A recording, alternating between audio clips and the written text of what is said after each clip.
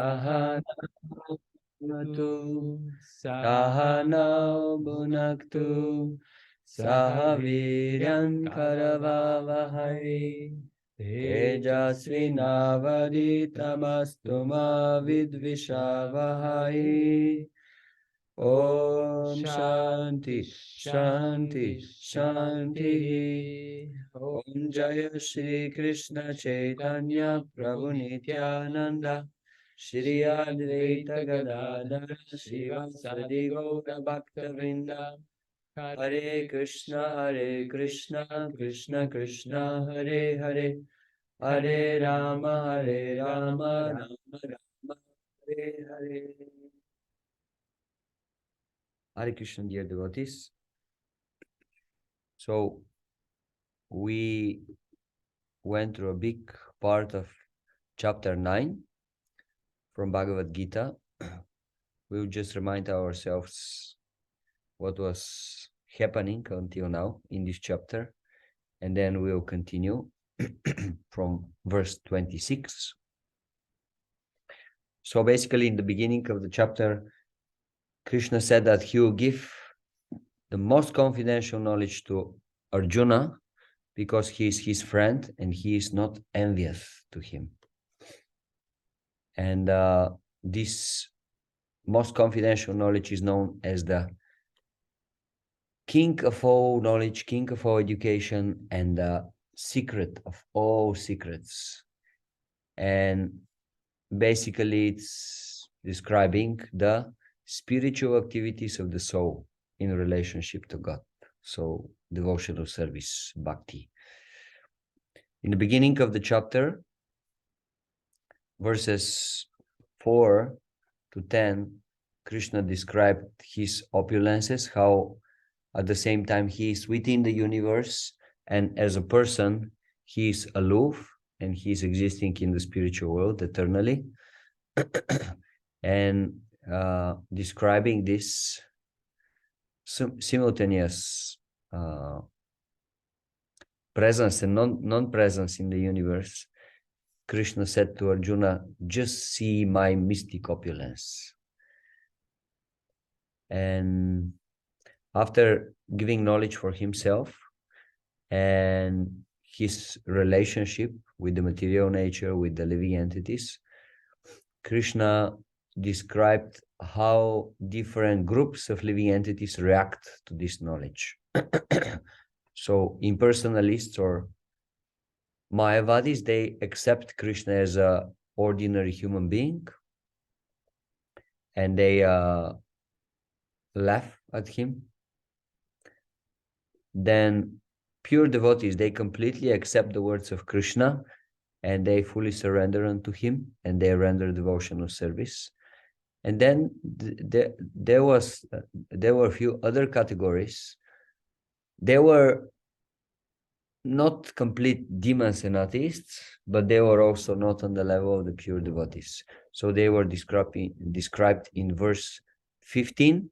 These were the impersonalists, the worshipper of the demigods, and the worshippers of the universal form. And then Krishna gave more knowledge for himself, how at the end of the day, he is this universal form, because he is everything within the universe. And those personalities, the worshippers of the universal form, the worshippers of the demigods, the worshippers of the impersonal Brahman, actually they're worshipping him, but they are doing this in a wrong way, not in a complete way, in an indirect way. And after describing this, now Krishna will give more knowledge about himself, how he likes to reciprocate with his devotees, and also he will describe the perfect position of someone who is situated in devotion, and how he cannot be overcome by any evil, by anything wrong, by anything sinful. Hare Krishna. Okay, so verse 26, Krishna says, If one offers me with love and devotion a leaf, flower, fruit, or water, I will accept it. So Krishna, we mentioned before, Krishna, he's self-sufficient, so he doesn't need our offering. But he likes when his parts and parcels are exercising their free will in a proper way, in a way that is beneficial for them, first of all. And then he accepts the offerings of his devotees as an exchange of love and affection. Therefore, this love, pure love, is the only means to approach Krishna. And in order to emphasize this, Krishna mentions the word bhakti twice in this verse. So the verse is Patram pushpam palam toyam yama bhaktya prayachati. Tadaham bhakti again upahritam asnami prayatatmanaha. So 2 times bhakti. So Krishna already explained that one should worship him in regard to the demigod worshippers, especially. Krishna mentioned that one should worship him because this worship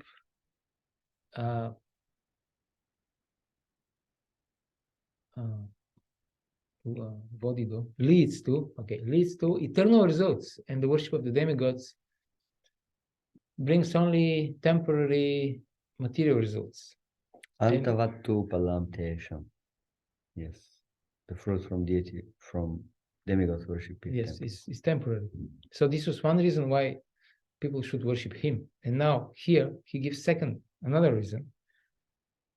Now he says that one should worship him because such worship is easy to execute. Patram, pushpam, palam, fruit, a leaf or flower. It is easy to obtain such items. In contrast to this easy method, so we have easy method which gives the best result.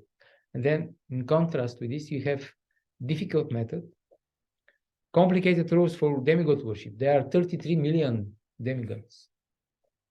So if you worship one of them, you should worship all of them because then they become envious.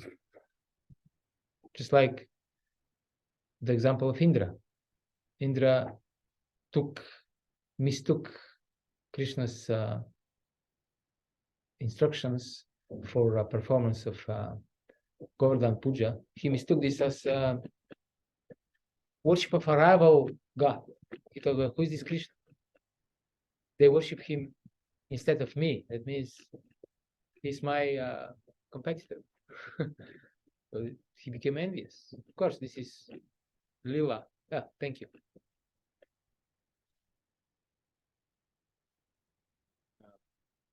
So there are strict rules, complicated rules for worshipping the demigods. And if the demigod worshipper fails to obey all these rules to the letter of the law, then the result of the yagya will not be attained, or there will be a different result, or maybe even contrary result. So Krishna here, he says, not only the worship of me brings eternal results, but it is easier, much easier.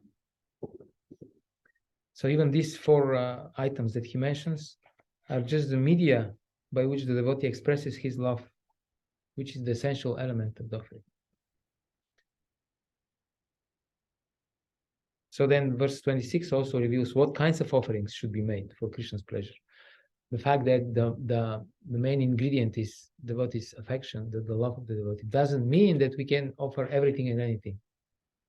We shouldn't think, oh, Krishna accepts the love and affection, so I can offer him anything, whatever I want. No, Krishna mentions what he wants to accept as offering. There is a song, Bhagavad-gita, for example. And in this song, Bhaktivinoda Thakur describes what kind of dishes Krishna likes to eat for lunch.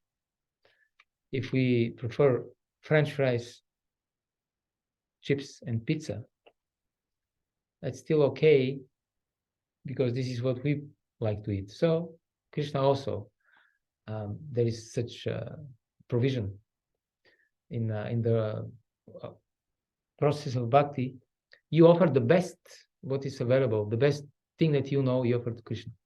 That's also okay, but it's not the highest. The highest is you offer what Krishna wants to eat. Krishna wants sabji, dal, dalna, shukta, Barfi, and yeah, stuff like that.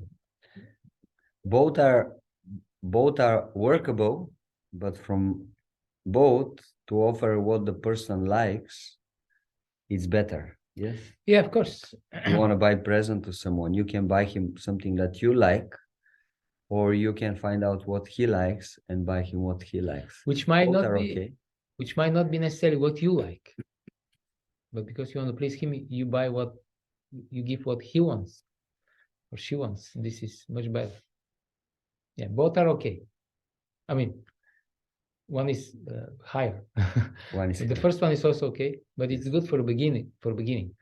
We shouldn't stay on this level forever. We should try to advance. So the Mayavadis obviously cannot understand this verse 26 properly. For them, this verse is just a metaphor. They don't accept it directly. They don't believe that Krishna can eat. Or even if they accept it literally, the direct meaning, they take it as a proof that Krishna has a material body, because only material entities they can eat, they can exchange love and affection with other entities. So they completely miss the point, the Mayavadis. They do not know, they cannot understand that Krishna's senses are interchangeable. Just like we sing in Brahma Samhita in the morning. Krishna's senses, he can do Anganiyasya sakalendriya, so he can do anything with any sense. So he can eat with his, yeah, by hearing the devotee's words of love and affection in offering the foodstuffs, this is completely identical with Krishna's eating and tasting. So only a devotee who accepts Krishna as he describes himself without interpretation can understand that the Supreme Absolute Truth can eat food and enjoy it. Okay.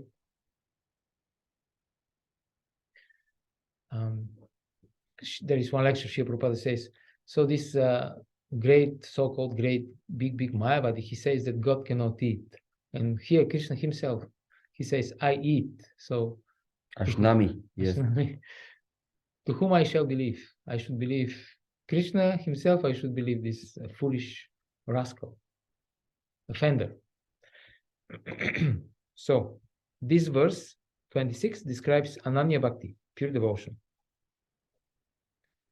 Verses 14, 22, and 26 of this chapter describe Ananya Bhakti, pure Bhakti. Then the next 14, 22, and 26. These yes. are all very, very important verses from this. And then in the next two verses, Srila Vishwanath Chakravarti Thakur explains that the next two verses, 27 and 28, describe those who are not yet able to perform pure devotional service. They are devotees, but they are not completely pure unalloyed devotees yet. So the Lord continued, whatever you do, whatever you eat, whatever you offer or give away, and whatever austerities you perform, do that, O son of Kunti, as an offering to me. Maybe, yeah, you can maybe read the purport. Yeah, or somebody can read. Bhaktano can read the purport. This verse. I hope you, devotees, you have Bhagavad-gita in front of you, because you will be requested to read from time to time. So, okay, I'll read it now and then. Yes. I'm coming in a few minutes. Oh. Okay, go ahead, Mother. Okay, I could read. Okay, we're in the purport. 927. 927. Okay. Okay. Whatever. Start with the translation. No, the purport. Oh, the purport. Purport. Thus, it is the duty of everyone to mold his life in such a way that he will not forget Krishna in any circumstance. Everyone has to work for maintenance of his body and soul together, and Krishna recommends herein that one should work for him. Everyone has to eat something to live. Therefore, he should accept the remnants of foodstuffs offered to Krishna. Any civilized man has to perform at some religious ritualistic ceremonies. Therefore, Krishna recommends, do it for me, and this is called archana. Archana. Archana. Everyone has a tendency to give something in charity. Krishna says, give it to me, and this means that all surplus money accumulated should be utilized in furthering the Krishna consciousness movement. Nowadays, people are very much inclined to the meditational process, which is not practical in this age. But if anyone practices meditating on Krishna 24 hours a day by chanting the Hare Krishna mantra round his beads, he is surely the greatest meditator and the greatest yogi, as substantiated by the 6th chapter of Bhagavad-gita. I'll go. Okay. Haribol. So, Okay. yeah, basically, Pandava Prabhu explained to the previous verse that it's discussing the pure devotion, and in comparison with the previous verse 26, this verse 27 describes this. 28 also. Yes, and 28 they describe one level lower. So anyway, you are attached to do something, okay, but now connect it with Krishna. Okay, you decided what exactly you want to eat. Okay, but just connect it with Krishna, offer it to Krishna. Made it first for the pleasure of Krishna, then anyway you're going to enjoy it. So if we cannot act completely on a pure devotional level, at least we should try to act on this level. This level is called karma yoga. Now we'll get a little technical, because karma yoga has, as a term, has certain meaning, but this meaning sometimes changes, because the acharyas and Srila Prabhupada also, they use these terms in different contexts and they ascribe different meanings. So first, Sridhar Swami is the original commentator on Bhagavatam. He was very much appreciated by Sri Chaitanya Mahaprabhu as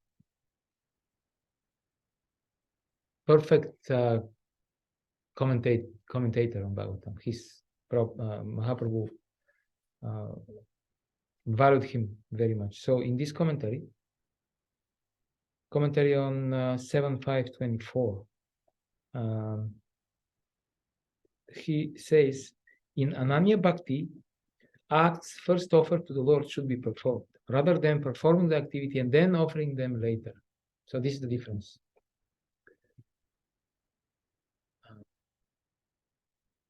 Ananya Bhakti means before you even start the activity, you already know that you perform this activity only for the pleasure of Krishna. And of course, the result will be for Krishna. This is already decided, it is settled in your mind. In karma yoga, verse 27, first you perform the activity because you want to do it. You want to do You're it already anyway. attached to do it. And then after you do the activity, then you connect this activity usually by offering part of the results to the Lord. But these are your results. See, this is my business, let's say. You're a business person. This is my business. These are my money. I earn this money, and now out of my own volition, I offer part of this money to Krishna. So there is a subtle difference, and this is the difference between pure devotional service and not so pure devotional service. Ananya Bhakti and Karma Yoga. Now we will read from Maybe you can also mention that there are two kinds of karma yoga. yes. So there are two kinds of Karma Yoga. We spoke about this before. They're called Nishkama or Naishkarma, without desires, and Sakama, that means with desires. So the first one,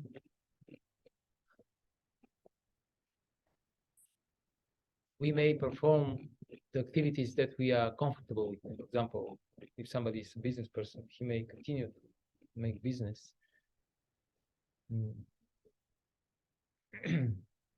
But he's not attached anymore, neither to the results nor to the activity. In other words, if he is asked by the spiritual master or by other authority, could you please go and do some other service? Then he won't have any problem with that because he's not attached anymore. And Sakama Karma Yoga means that we are attached to the results and we are attached to the work. There are people who will do only certain work for Krishna. Don't ask them to do something else. They will just, let's say he likes to cook for Krishna. And that's it. If you ask him, go on book distribution, go on the altar, or do some kirtan or something else, he might decline politely. He might say, no, Prabhu, sorry, this is my service. That's what I'm used to do. That's how I do things. So this is obviously not so elevated level of Krishna consciousness. It is good, very nice, but it's not the best. Pure devotee, he can do anything for Krishna. Just like if you are a really good friend with somebody, you will do whatever it is required under the circumstances. You cannot say, let's say your friend is sick and he cannot cook for himself. He's requesting you, could you please make some? You cannot say, no, I'm not a cook, sorry. I can sing for you. I can go make some money and bring some money. I can bring medicine, but don't ask me to cook. It's not, sorry, okay?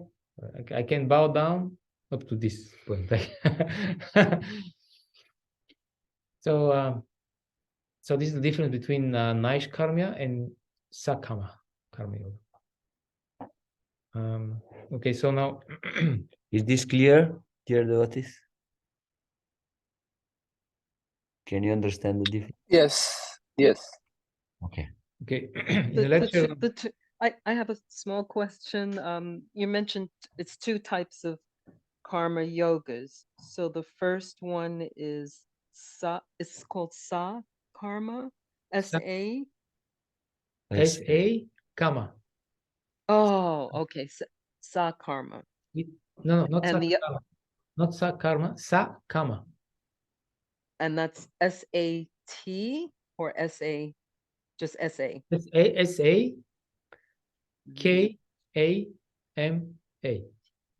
A-M-A. Kama Oh, okay. means desire or lust. So it is with desire. You perform bhakti, but you have material desires yet.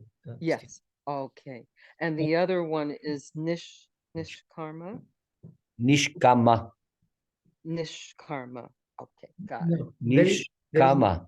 There is no karma. K-A-M-A. Kama. Yes. Kama. Yeah. Kama. Mhm. Oh, there's no R. Okay. There is no Kama.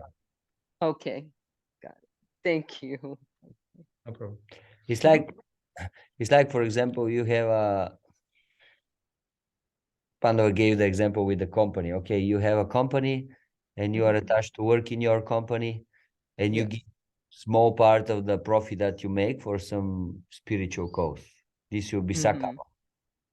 Or then you still run the company, but you don't get any profit. You just give all the profit for some spiritual cause. And even you are not so much attached anymore to the work itself, but still you are doing it because this is what you are doing and this is in what you're good in. This should be Example, book distribution, you guys doing. It's nothing for you. Like it's niskama karma. Yeah. Actually, book distribution is supposed to be even beyond. But yeah, beyond niskama and sakama. Okay, maybe I confused with my definition. Let me get this straight. I will try to explain it once more. So first you have sakama. That means sakama karma yoga. That means we're performing our duties, maybe even devotional service, but we are attached to the result. So we give some part of the result to Krishna, and some part we keep for ourselves. So this is sakama. So nishkama means that you give away all the results. You don't keep anything for you. You don't have any more desires for the results, but still you attach to the work that you perform. Okay. So you will not do anything else. You'll give away all the results from whatever you're doing to Krishna, but still you attach to do this particular work for him. And above nishkama karma yoga is bhakti yoga. Bhakti yoga means that you are ready to do anything that is required for Krishna's pleasure. And generally, at that point, devotee changes his material occupation with completely spiritual occupation. Let's say before that he was working in a job, doing this, doing that. Then on this level, he'll say, why I have to work on this job when I can use 100% my time for Krishna? And let's say he'll be engaged whole day in the direct activities of Krishna consciousness. He'll chant, he'll read, he'll preach, he'll cook for the deities directly in the temple. You understand? The activity itself becomes completely directly connected with Krishna. So Okay, then I will have a question then. If Yes. you tell me. go. Okay, my question is, so as we are grihastha, so you said if we surrender everything, all the results surrender to Krishna, then it is called niskam karma. And if we do everything for Krishna, not about like a matter about surrendering, we are doing everything for Krishna. Now, as a grihastha, how we do the bhakti then? Because you said if we leave the result on Krishna, that is niskama, which actually not the devotional 100%. But for the devotional, you need to work for Krishna. So I have to surrender everything, like family, like my wealth, everything, always thinking about Krishna. Is that the bhakti? Then it is beyond the niskama karma? Or Yes. it's still niskam is in there also? Just like if you have $100 bill, it includes also $5 inside. So Okay. it includes all other yoga processes. So it's not that you don't perform bhakti, all the devotees don't perform bhakti, but here we are trying to analyze very minutely the different levels of bhakti so that we are very clear about what is the ultimate goal. Therefore, it shouldn't be taken as, you don't perform actually bhakti, you are on a lower level, or somebody else is on a higher level. That's not the purpose of this exercise. We're just trying to follow the commentaries of the acharyas and to explain what is ananya bhakti, what is pure bhakti, and what is Mixed bhakti. mixed bhakti that leads to pure bhakti. So I want to read excerpt from a lecture given by Srila Prabhupada, which will shed light on this. This is lecture from Mayapur, 74. Srila Prabhupada discriminates between these two stages that we just described. Krishna is meant for the Paramahamsa and Muni, very, very exalted persons. Yoga means contact or having connection. Bhakti yoga means directly connecting with Krishna or God. Other yogas are not directly connected. When there is karma yoga, it is adulterated. it is not pure. Karma yoga means, and now Prabhupada quotes this verse, verse 27. Yat karoshi, yat ashnasi, yat juhoshi, dadashi yat. In the beginning, one cannot take to pure bhakti yoga. Therefore, karma yoga is recommended. So here Prabhupada equates karma yoga with Mishra bhakti. It's bhakti, but it's not pure bhakti. So karma yoga in this sense means on the way to Ananya bhakti. People are interested in different types of work. Okay, so here's the key moment.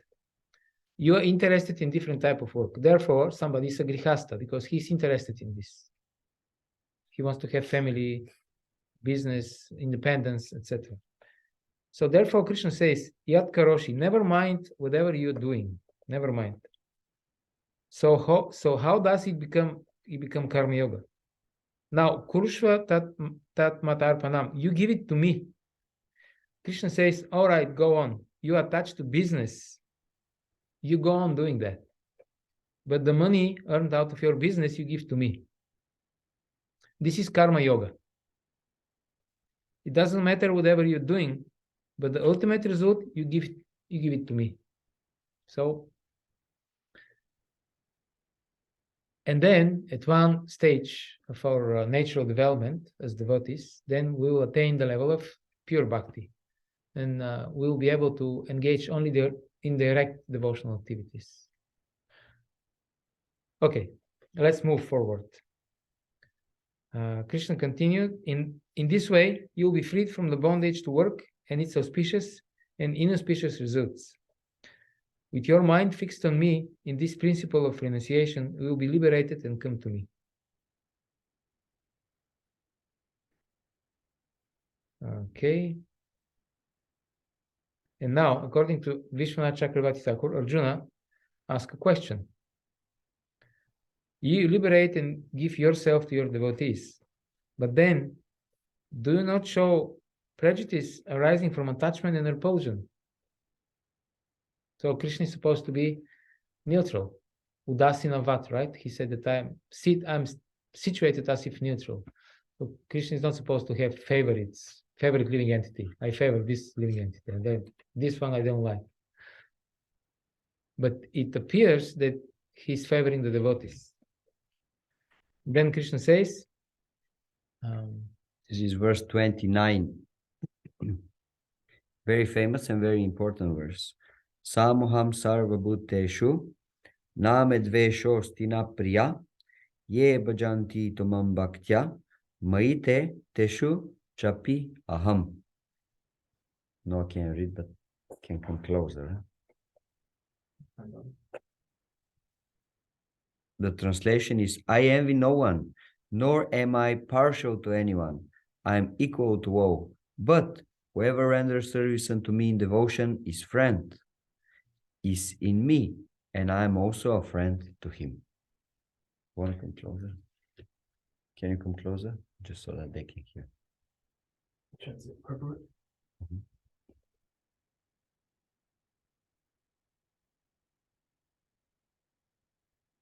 One may question here that if Krishna is equal to everyone and no one is his special friend, then why does he take special interest in the devotees who are always engaged in its transcendental service? This is not discrimination, it is natural. Any man in this material world who may be very charitably disposed, yet he has a special interest in his own children.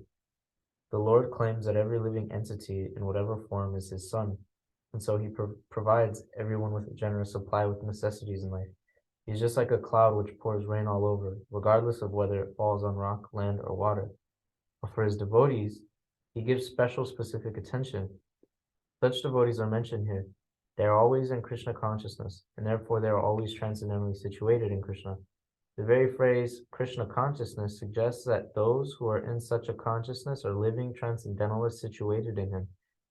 The Lord says here distinctively, Mayi te, they are in me. Naturally, as a result, the Lord is also in them. This is reciprocal. This is also explains the words Ye yata mam praparantya tams tatava pajami aham. Whoever surrenders unto me, proportionately I take care of him. This transcendental reciprocation exists because both the Lord and the devotee are conscious. When a diamond is set in the golden ring, it looks very nice. The gold is glorified. At the same time, the diamond is glorified. The Lord and the living entity eternally glitter, and when a living entity becomes inclined to the service of the Supreme Lord, he looks like gold. The Lord is a diamond, and so this combination is very nice. Living entities in a pure state are called devotees. The Supreme Lord becomes the devotee of his devotees. If a reciprocal relationship is not present between the devotee and the Lord, then there is no personalist philosophy. In the impersonalist philosophy, there is no reciprocation between the Supreme and the living entity. But in the personalist philosophy, there is. The example is often given that the Lord is like a desire tree. Whatever one wants from this desire tree, the Lord supplies. But here the explanation is more complete. The Lord is here stated to be partial to the devotees. This is the manifestation of the Lord's special mercy to the devotees. The Lord's reciprocation should not be considered to be under the law of karma. It belongs to the transcendental situation in which the Lord and his devotees function. Devotional service to the Lord is not an activity of this material world. It is part of the spiritual world, where eternity, bliss, and knowledge predominate. Thank you very much. So, it's a very important verse, and basically Krishna is explaining that we, as the children of God, we will never be left alone. He will always take care of us. If we are the best of his sons, he will take care of us. If we are the worst of his sons, if we are complete demons, again, he will take care of us. And at the same time, those who are completely obedient, who wants to have very close and loving relationship with their father, with Krishna, he will reciprocate with that.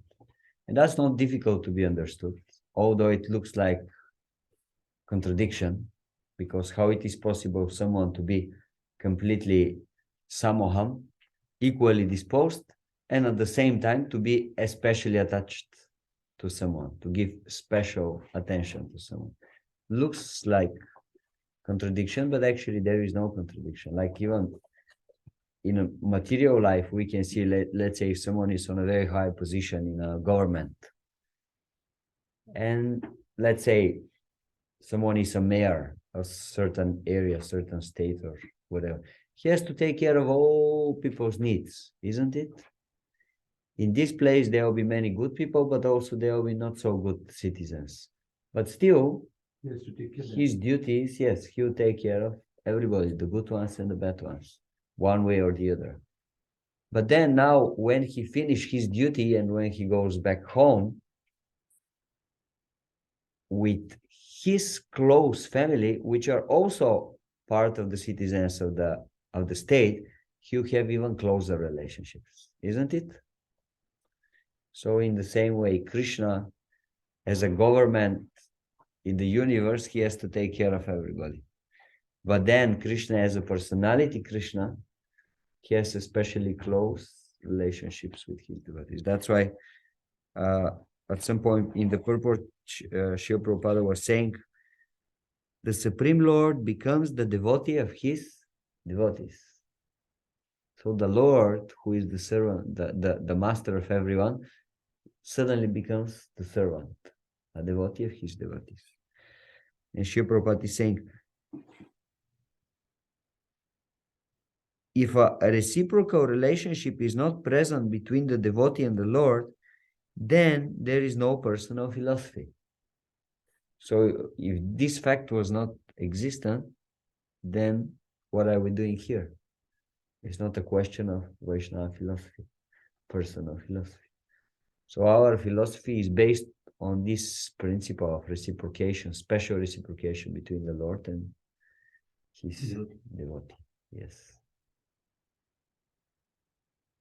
So another example, analogy that we can use is the rain.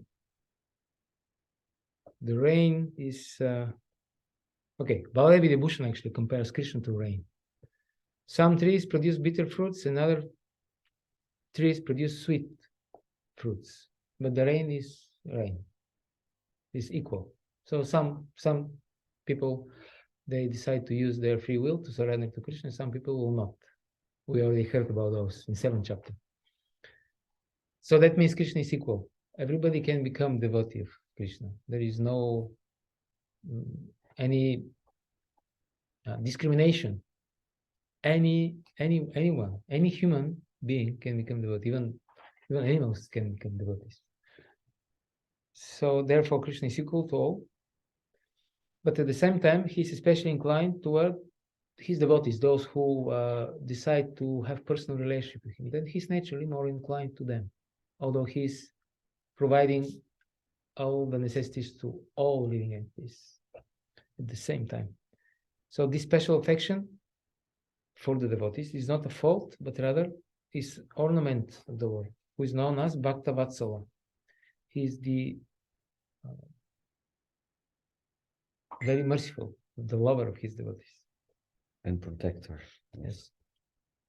Sri Prabhupada writes in his book Renunciation Through Wisdom, one must not misunderstand the meaning of the word sama, equal, because Krishna says samoham sarvam bhuteshu, I'm equal to all. So it does not mean that the Lord is impersonal and that he will bless any whimsical act, even unruly behavior. The Lord is absolutely personal, the reservoir of divine sentiments, the supreme performer of transcendental pastimes. And he is the well-wishing friend of all living entities. But friendship has different degrees of intimacy. So here is so he's friend to all. But inside this big package of friendship, there are different levels of friendship. And these levels, you can say, levels of initiation into personal relationship. It depends on the free will of the jiva, actually. It's open to all, but because it is personal relationship, we have to actually make the endeavor and to make the choice.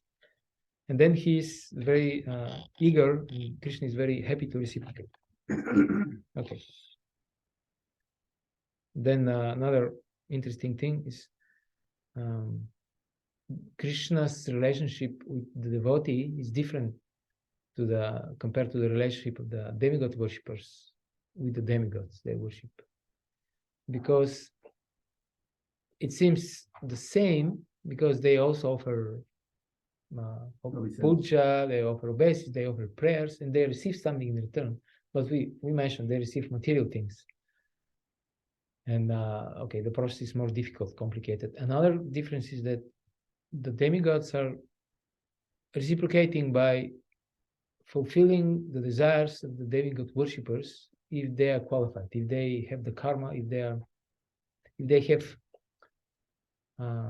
fulfilled the requirements, then they get their boon. Basically, that's it. There is no actually very much personal interaction between them, because the demigod worshippers they're not really attracted to the demigod as a person. They are just following Quite personal.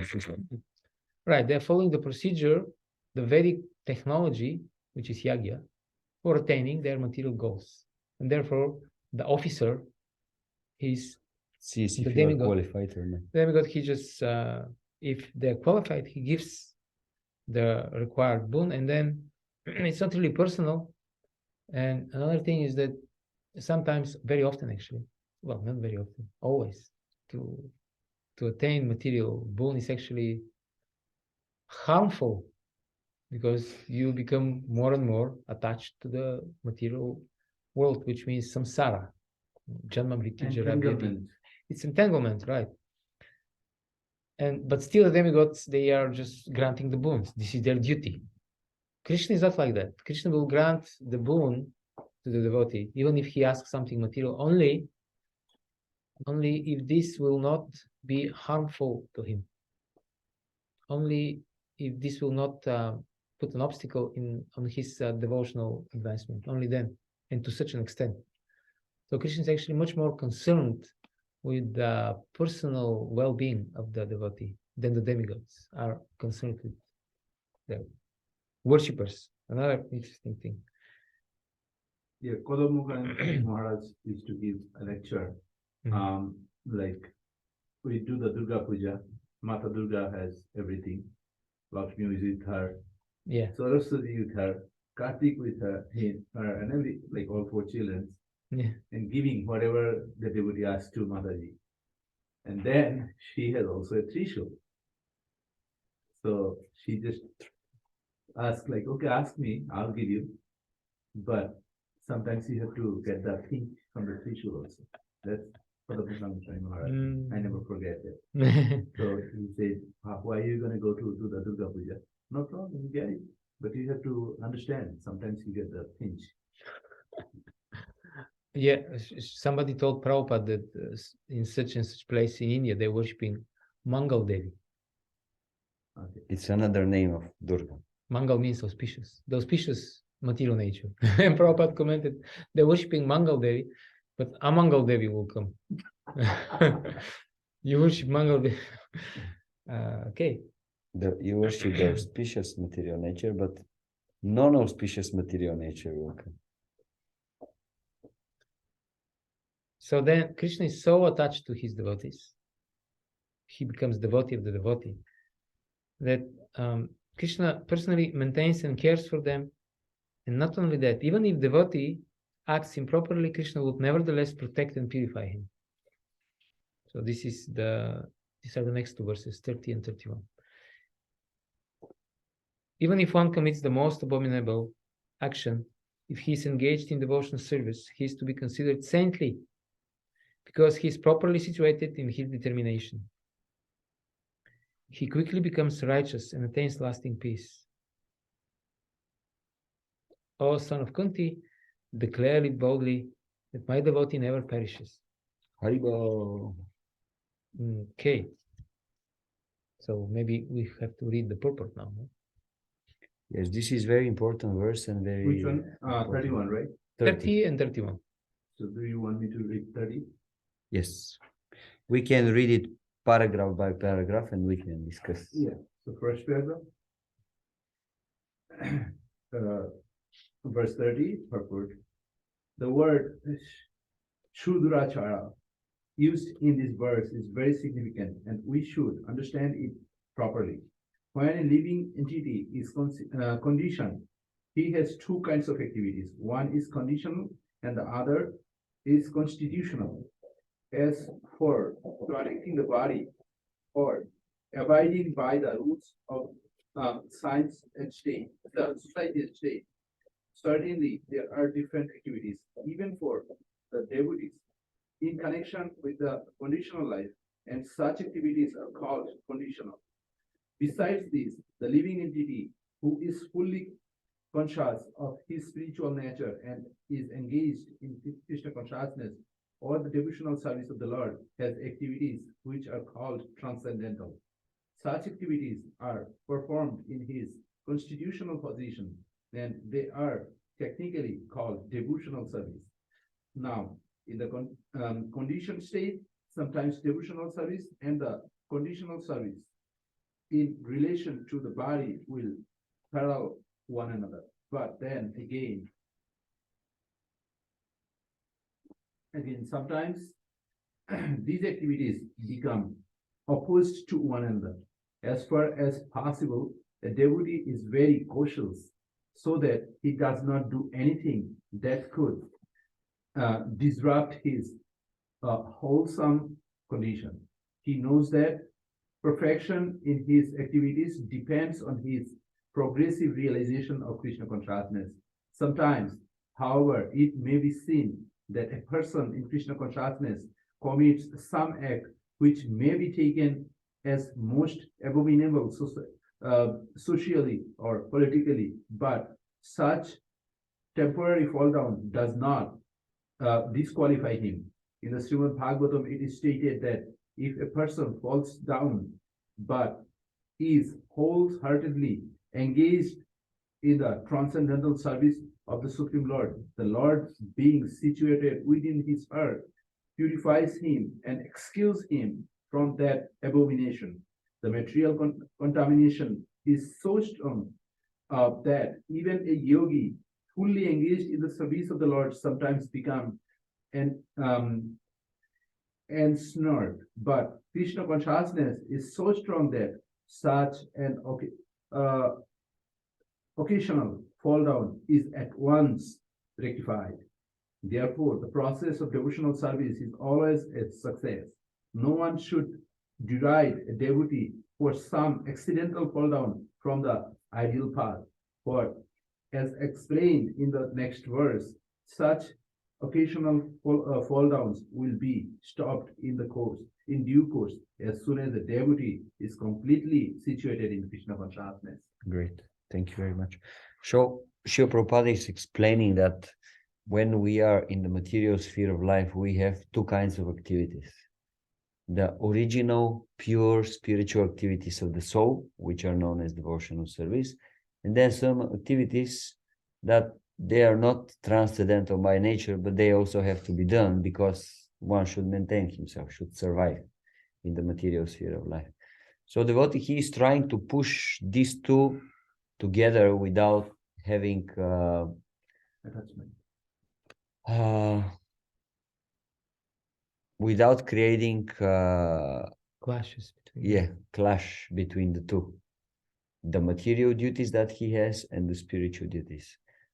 Sometimes, however, for one reason or the other, this is not working, and it may happen that he will commit something, some kind of activity, which Srila Prabhupada is saying.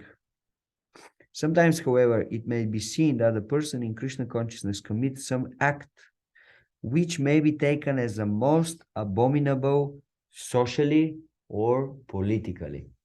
So from perspective of social moral, he may do something very, very bad.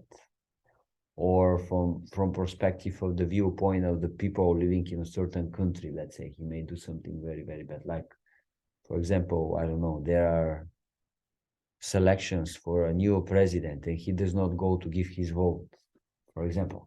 How can you do that? Like, you're part of this country, you have to do that. In the minds of some people, this can be something very, very bad. So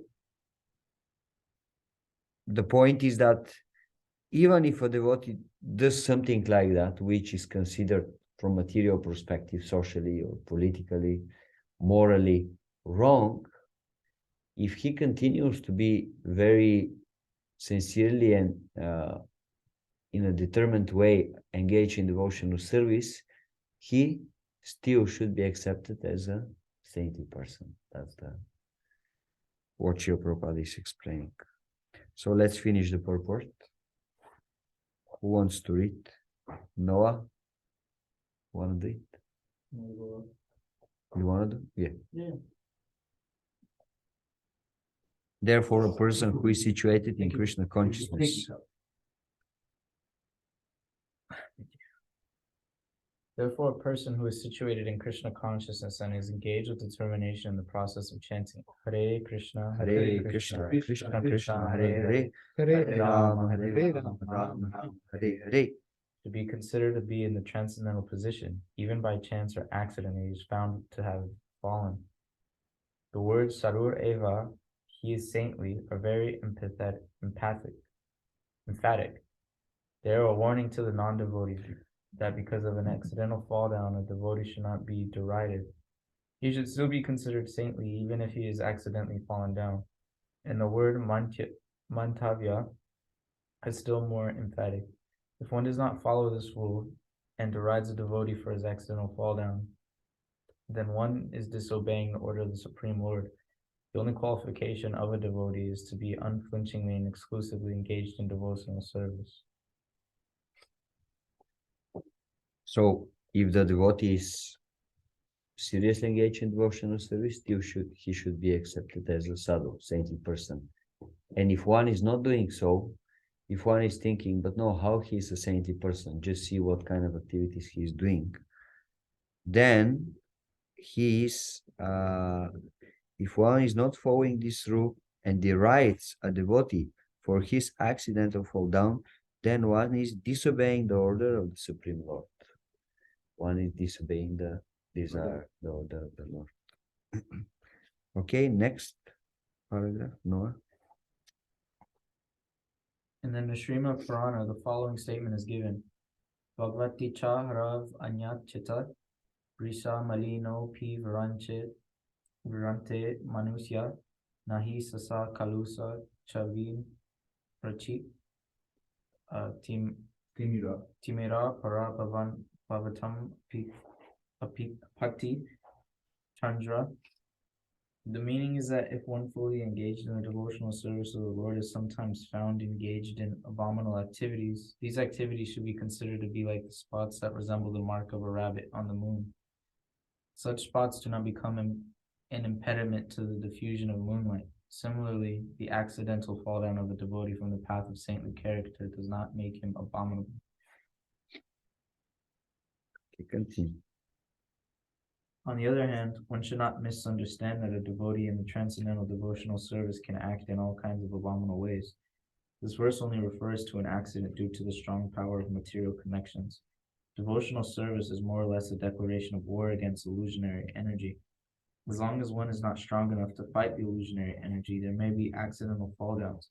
But when is strong enough, he is no longer subject to such fall downs. As previously explained, no one should take advantage of this verse and commit nonsense and think that he is still a devotee.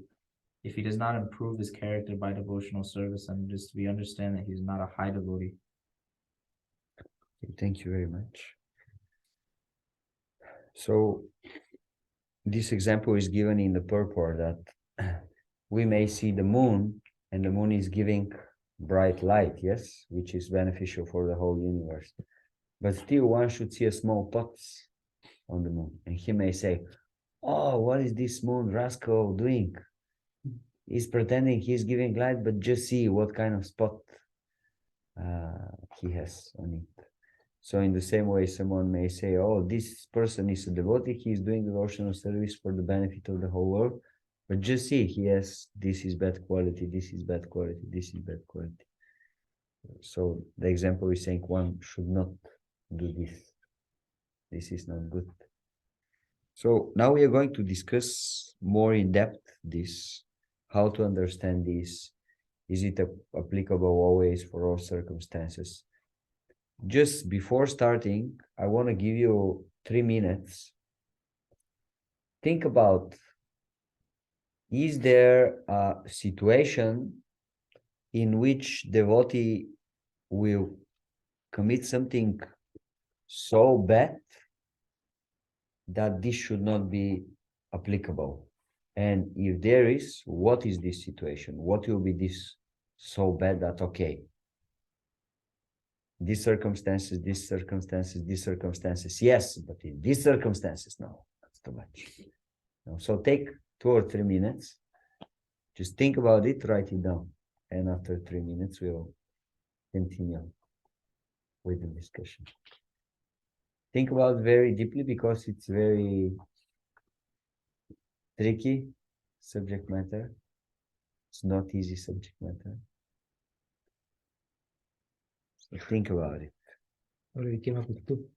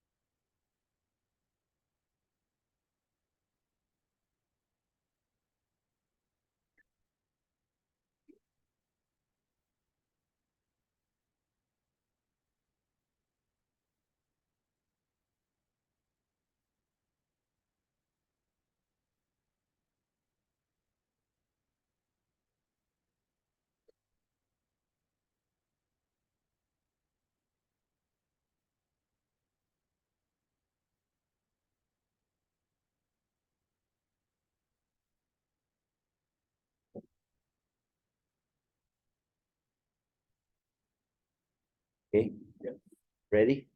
Yes. Okay, so let's hear one by one what the different devotees you say. So, Bhakta Noah. Murder. Okay, so Bhakta Noah is saying, yes, devotee can be excused, but if he commits murder, this cannot be excused. He is disqualified to be called sadhu, to be accepted as a sadhu. Okay, you have more? Yeah. Yeah, tell us. So it said that we're supposed to protect the children, the women, the brahmanas, and the weaklings. So I think violent act against these people, particularly this other sadhus. Violent act against children or against ladies or against Brahmanas brahmanas. or weaklings.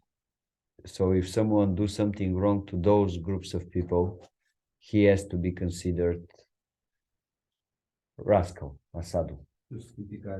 Yes, Yeah, I mean, cheater, not real saintly person. yeah, but I mean, I've heard of situations where some things have happened and, you know, people are still considered, which I think is we're technically supposed to, I guess it depends on a degree, right? Like to what degree are you harming? So you are saying it depends on the degree. Let's say if you kill him half, you can be considered still a saintly person. When I say, But if you kill him completely, then no, this is violence, not necessarily murder. So like, let's say for instance, so if you say beat, if you only beat off one tooth from his mouth, you are considered a sadhu. But if you break few of his bones, then you are not sadhu anymore. Like that. it's not, I got your point. yeah, Yes, I got it. I don't want to get too into details, but yeah. Okay. So you're saying we should have discrimination? How much exactly he's doing something wrong? Yes, that's your point. Yeah, because I was gonna say there's like situations Okay. that have occurred. Okay. For you. Bhagavan Yes, Narahari. Prabhuji. So I'm going to tell in some situation devotee has to do the violation needed. And so general people might not gonna understand why he did that violation. They're thinking he did the violation, and people thinking he fall down also for that. Mm-hmm. Say we know like 6 kind of aggressor, like who kidnap the wife, come with the deadly weapons and stuff, Mm-hmm. put fire on your house. So if it is possible, a devotee can be aggressor if it is in his limit. And maybe a devotee is a king. So in that point, he has to give them even sentence, give them lifetime prison. So this is devotee's work, but it's not fall down. It's the rules and regulations he has to maintain. So we can see that. But other than that, the family maintain. So sometimes they give punishment to the wife because wife did something wrong, and he understands what he did wrong. So level of understanding, his level of understanding, and normal people's level of understanding is not the same. So if I am like Madhyamadikari or Kanishta devotee, I should not just go against him very strictly because my level of understanding is not the level what he has understanding. So in that type of level, we have to be very careful about criticism of those devotees. Okay, so you are, if I understand correctly, maybe you can add something, but if I understand correctly what you explain, you are more looking on the situation from a perspective of being authority. Yes. Let's say if you are authority, let's say you are a king, then you have to perform some violence, or let's say you are the head of a family, you have to take some measurements, and then this should not be considered wrong. They have to fall down or something. But let's say if a devotee is just practicing devotee, he is not an authority in any sphere and he does something wrong. Like, for example, I don't know, you see Bhakta Noah gambling on the corner, or I don't know. Yeah, something like You see something engaged in which is not possible. Yeah, you see Right. Bhakta George roaming in the red light district in Amsterdam. Yeah. So is this okay, or is it wrong? It's not or okay. Shall we throw him out of the temple? Like what It's we're doing? not okay, but if it is, like I should not think he totally fall down. I'll pray to Krishna. He can have some consciousness what he's doing wrong. He can get out from that very soon. As like Bilawangal, as like So you are saying he may be doing something wrong, but this does not disqualify him to continue practicing devotional no, I'm service. not gonna disqualify. Okay, thank you. Then Mataji Pushpanjali, you're with us? Hello. I'm still with you. Yeah. Okay. So did you do something about the task? No, I don't think this is the first time I'm here. I may not have. I don't think I was. This was with the last class. You gave a task. No. Now I give. Oh. Anyway, no problem. Oh, okay. What is the task? I can on the spot. Just follow the discussion now, and then later you Okay. catch up. Mhm. Okay. Okay. All right. Thank you. So let's see what the acharyas are saying about this, what Srila Prabhupada is explaining, and what the previous acharyas are also saying, and then we can have a discussion on this point. Okay, first, the Lord doesn't take seriously this accidental fall down, no matter what it is, because the devotee is determined to continue his service despite the obstacles placed by the conditioned nature. So this is the reason why.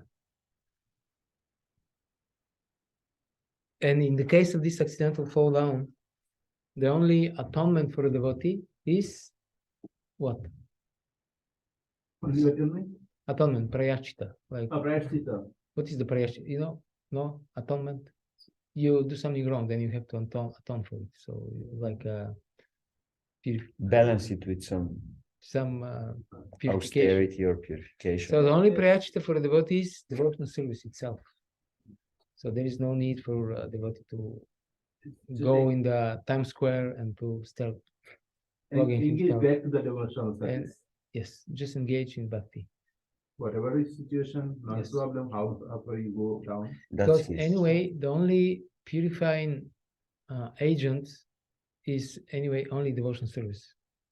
Only bhakti can purify the desire for sin, the sinful reactions, So, and the primordial ignorance that keeps us in the material world. Only bhakti can do that. So the only prayachita for a devotee is devotional service. yeah, you see group of people, they beat themselves on the Muharram day. There's a day when in Iraq, next to the Furat River, Karbala, they call Karbala, Imam Hussein and Hussein, they died because of water, and they feel themselves guilty. That's why they beat themselves, bleeding themselves in the body. Yeah, it's a long-lasted tradition also. Especially in Christianity as well. Pakistan, in Islam, like Islam, Shia. Christianity also. Christianity also do that? Yeah, you are Because of sinful, Jesus and Christ? because you are sinful, you have to punish yourself because of the sins that you're doing, because of the bad thoughts that you have. You have to punish yourself. But the problem is that even this is already explained in sixth canto of Bhagavatam, already there. The prayachita doesn't actually purify the desire for sinful activities. You may get purified if you perform prayachita from the sinful reaction, but the desire to commit more sin will remain in the heart, because the only real purification is bhakti, because bhakti will substitute this lower animalistic propensity with higher taste. So prayachita doesn't work. Actually doesn't Then work. you're going to do any more sinful activities anymore. Right. So now we're going to read from Vishwanath Chakravarti Thakur's commentary to verses 30 and 31. So there is a conversation between Arjuna and Krishna. And Which the one? topic 31. 30 and 31. 13. And this is the purport of Vishwanath Chakravarti Thakur. It's not in, 1331. but it's not in Bhagavad-gita. Oh, okay. Shiva Vishwanath Chakravarti Thakur, one of the previous acharyas, Yeah. he's commenting on these verses. So Pandava Prabhu is reading the commentary. Oh, sorry, thank you. So this is a conversation between Arjuna and Krishna, and Arjuna says, so Arjuna will now present all our doubts regarding this verse, because we have many doubts in ISKCON in general and inside our consciousness. Whole First- condition living in. First, Arjuna says, but, so this is the beginning, but, so Krishna says he should be considered sadhu, but considering his bad conduct, how is he a devotee? So this is the first one. Devotee has to be exemplary. This person, he committed this abominable activity. How at all you consider him a devotee? How is this possible? Krishna replies, he is to be respected as a devotee because of his devotee qualities. It is a command. Not doing so is offense. My order is the authority. That's it. Krishna's order is the authority. So he should be considered a sadhu. So here we have, of course, a balance. Srila Prabhupada already made this point. This shouldn't be used as an excuse by some unscrupulous persons. And this is actually one of the offenses against the holy name, right? You commit sinful activities on the strength of the holy name. Srila Prabhupada sometimes he says that this is the most grievous offense against the holy name. So we're not talking about this case. Here, we don't discuss offenders, people who purposefully commit sin and they try to chant Hare Krishna and to pretend that they're devotees. Okay?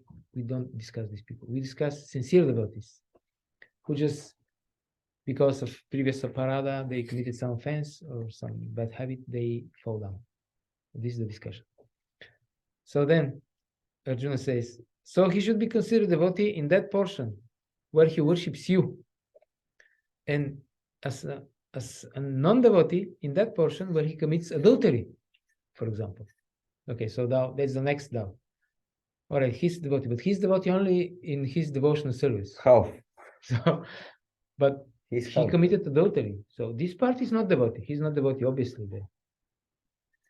Krishna, no, he should be considered as a devotee, Eva, in all his parts. You should not see his bad qualities at all. This doesn't mean that we should just pretend and close our eyes and be blind followers. No, we can see, obviously there is some problem there, but we shouldn't take this as a disqualification that he's a devotee. That's what Krishna means. He's completely convinced. Samyak Vyavasita. He makes a splendid resolution. I will go to hell for my sinful actions, which are hard to give up, but I will not give up dedicated worship of Krishna. So this is the atonement already there in the heart of the devotee who committed abominable activities. I will go to hell, but I will not give up worship of Krishna. So Arjuna then asked, how can you accept the worship of such a sinful person? How can you eat the food and drink offered by a heart contaminated with lust and anger? Arjuna still has doubts. How is this possible? He's a lusty person, obviously. He's offering you boga, and you accept from him. He just committed adultery, for example. Then Krishna says, very quickly he becomes righteous. And then Vishwanath Chakravarti Thakur says, the present tense is used instead of the future, because Krishna might could have said he will very shortly become righteous, but he says no, very quickly he becomes righteous. So it's a present tense. Why? Because he wanted to express the fact that having committed sin by remembering me, Krishna, he becomes repentant and very quickly becomes righteous. So Krishna also pay attention. Krishna doesn't say he very quickly becomes devotion. No, he's devotee already. Very quickly he becomes righteous. So there is a righteous devotee, and sometimes devotees are not acting. So he doesn't. Okay. he becomes very quickly righteous. Then he says, the devotee, he says, "Oh, how unfortunate I am. There is no one as low as I, bringing bad name to the devotees." Repeatedly, he feels completely disgusted with himself. So this is qualification. This is what is required from the devotee's part who committed this abominable activities. He has to be sincerely repenting them. It's not just, okay, Prabhu, it happens sometimes, what to do? It has to be very... Isn't like if I'm making mistake and you are next to me and you are looking, Yeah. you are well-wisher. Yeah. At that point, isn't your kind of duty just give me a little knock? Yeah, of course. Really? Of course. If you don't do that, isn't you feeling sometimes I should do that? Yeah, of course. I should stop him. I Yeah. saw he was doing it. Yeah. So that happens sometimes in the society. We get conflict. Definitely. You tell me, at that moment I'm in like illusion. Yeah. I might attack you. Why are you telling me? Yeah. I'm doing that. Well, therefore, we need good devotee association. People who are willing to take the risk of correcting us, although they are not sure how we'll take it. We need these people around us. We need good friends. This is a good friend, devotee, who will take the risk to enter into your personal space and to correct you, although he runs the risk that you react against him strongly. But he's willing to take this risk because he's the well-wisher. I might understand. Prabhuji told me, but it's already late. It's never late because Hey, but late means like whatever I get punished, Yeah. I got punished. I can do anything. Yeah. And then I might come back to you, Prabhuji told me, but somehow I was in illusion. okay, then, or the use of the present tense can indicate that in the future he will develop righteousness fully. But even right now, it exists in a subtle form in him. Right now, he's maybe not righteous, acting righteously, but he's potentially righteous because he's a devotee. After taking medicine, here's the example, though the destructive effects of the fever or poison remain for some time, that is not considered seriously. So the doctor will say, you have taken the medicine, don't worry, you'll be cured very soon. And you'll feel also, okay, this is only shortly. Okay, and so the that traces... means someone is doing something wrong, and basically Krishna is saying he's already taking the medicine, practicing devotional service, so don't worry. Don't worry. Very soon he'll become completely cured. And the traces of sin, such as lust and anger, should be considered insignificant, like the biting of a toothless snake. Thus he attains nigachati, complete cessation of lust and anger permanently, shashvat. This means that even during the state of having tendency to commit sin, he has a pure heart. So this is paradoxical. How can you understand this? But this is what the acharyas say. Okay, so he's potentially pure, although he's engaged in abominable activities. Then Arjuna continues to argue, though he doesn't stop here. So these are all our doubts. If he eventually becomes righteous, there will be no argument. Okay, I accept all this, but he should become righteous in his. We should see that during his lifetime. We should be able to see the change of heart. However, if a devotee is sinful right up till he's dead, what is his position? Now, this is the next doubt. Okay, everything is okay. Okay. But we see that he doesn't change. He's sinful until the end. So it's not just some devotees like to present this as, and also Prabhupada explains it as accidental fall down, meaning that it should happen like once. One time it happened. Then it is accidental. But if it's more, then it's not accidental. Here, the acharyas say even up to the moment of death. So it's not one-time activity. It's a tendency. Yeah, you keep doing it. It's a tendency, and you cannot stop. But you are completely sincere. You serve Krishna, but you cannot stop this thing. but you after every time you repent, okay, it's not just the devotee should also be repenting sincerely. Okay, then the Lord, then affectionate to his devotees, speaks loudly with little anger. So now Krishna is already a little angry after so many doubts presented one after another. And then he says, "O son of Kunti, my devotee is never destroyed. At the time of death, he does not fall." So even at the time of death, he will not fall. But arguers, Arjuna says, with sharp tongues will not respect this. Then Krishna encourages the worried, lamenting Arjuna. "O Kaunteya, going to the squabbling assembly." What is squabbling? Squabbling. What's that? Like a square. Squabbling. That means fighting. Like arguing. Assembly with the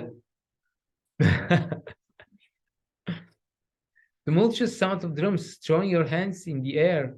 You should furiously declare this: "My devotee, the devotee of the Supreme Lord, though committing sin, does not perish, but rather attains success." Arguments and pride defeated, they should undoubtedly respect you as their guru. So I hope we dealt with all the doubts, one after another. And then we should, of course, we should balance this by saying that Srila Prabhupada also makes the point that this shouldn't be used as an excuse for committing sinful activities. This is just the glory of devotional service and the glory of Krishna's affection for his devotees. This is how it should be taken. Krishna is so affectionate to the devotees that even if they commit most abominable activities, Krishna will still protect them. Okay, this is not to be taken as, okay, I can do whatever I want and this is okay. No, it's not okay. Still, if it happens, yeah. And also the power of devotional service is so great that if one is seriously engaged in devotional service, although he may be doing something wrong, just by continuing this devotional service, everything will become okay, will become right. The devotee should not, oh, just see now I was doing devotional service and I did this wrong thing. Now I'll leave devotional service and I'll go to this and this place to get purified and then I'll come back and I'll continue with devotional service. No. You just have to continue with seriously devotional service. This is sometimes devotees say, "I'm not pure enough.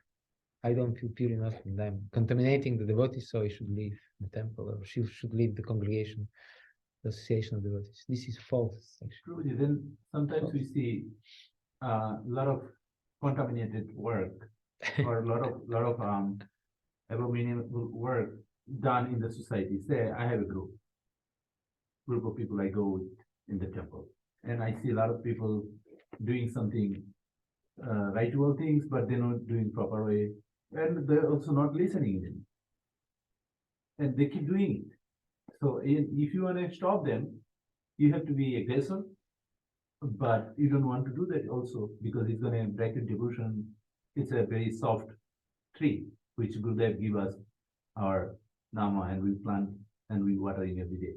And if I try to stop the whole society not doing something, and those devotees are not that level, and I know what they're doing. So at that point, what should be like my understanding, I tell my friends when we discuss, if you have purity, keep your purity in your home, do as you can here. But if you want to implement whole purity in this group, then it's going to be conflict. You will be angry, and that is going to be like. So at that point, they want to skip this association. I said, if you skip whole association, that is also not good, because you promised to go to them, you will preach. People want to get something from you. So now you don't want to come to the association. You stay in home and just go to a temple once. So that also you speaking yourself isolated and growing your devotion only, which is achar, not the prachar. Well, yeah, we have to see what is the situation. Like, for example, if you are put in a situation, like generally we should be always very careful with our dealings in the assembly of devotees, Definitely. because very easy we can make offenses, and because of these offenses we will lose our taste in spiritual life. Yeah. And if we lose our taste, job done. We won't stay. We won't Game continue. over. Yes. So we have to be very careful with our dealings in the devotee association.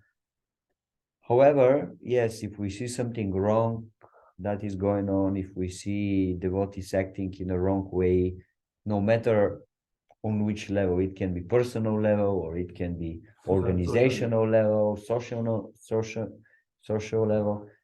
So we should try different ways. Practically, it is advised that if you see something like that, if you have close relationship with those devotees, you can go and talk with them and see what will happen. If there is no result and still you want to change something, then go and speak with someone that they respect Yeah. and that is senior to them, and then can speak with them and maybe will influence them in a positive way. You can try doing this. Even if this doesn't work, then okay, just leave the things in the hands of Krishna, because ultimately, at the end of the day, who is the supreme controller? Who is the ultimate controller? Krishna. Okay. So sometimes we think this is wrong, that is wrong, that is wrong. I have to fix it. Who are we to fix it? Like we are 1/10,000 of the tip of the hair.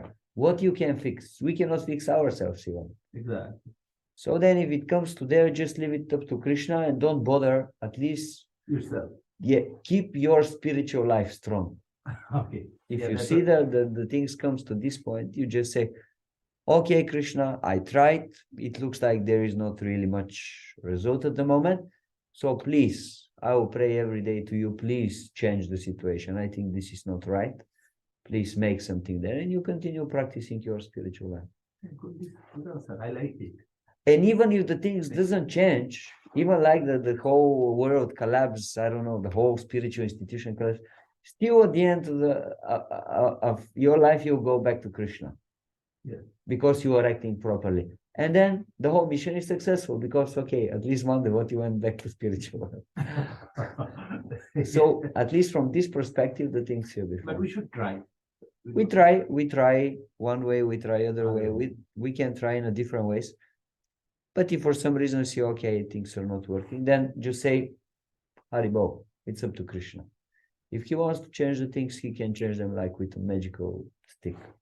And if he doesn't want for some reason, Haribo, I'll still do whatever I'm doing. I will chant my rounds, I'll read the books, I'll associate with devotees that I have good relationships with, and I'll make spiritual advancement and I'll go back to the spiritual world.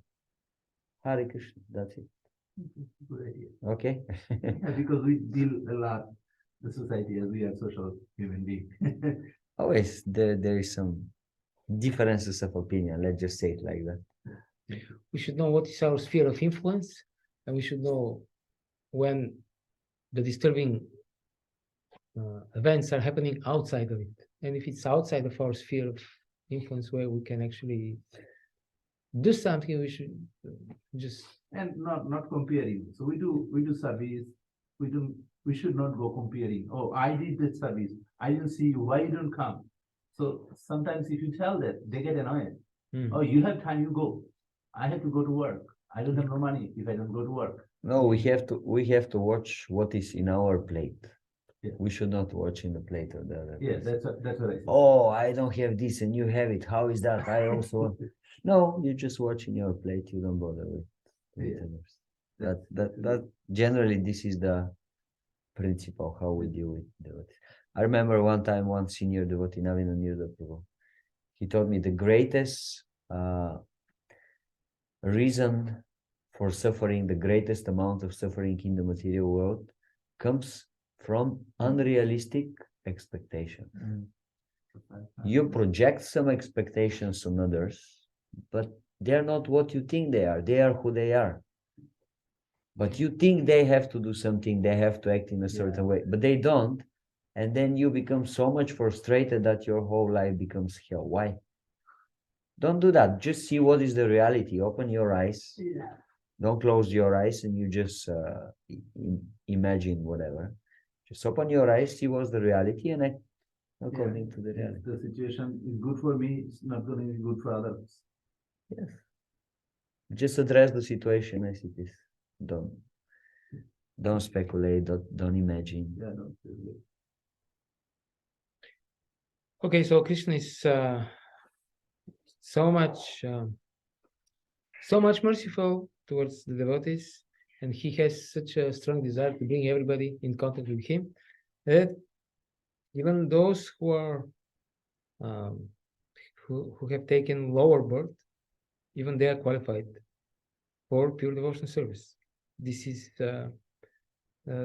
32 and 33 verses. O son of Pritha, those who take shelter in me, though they be of lower birth, women, Vaishyas, and Shudras, can attain the supreme destination. How much more this is so of the righteous Brahmanas, the devotees, and the saintly kings. Therefore, having come to this temporary miserable world, engage in loving service unto me. And then the last verse of this chapter, Krishna says, engage your mind always in thinking of me, become my devotee, offer obeisances to me, and worship me. Being completely absorbed in me, surely you will come to me. So these are the 4 things. Engage your mind always in thinking of me, become my devotee, offer obeisances, and worship me. So one should always think of Krishna.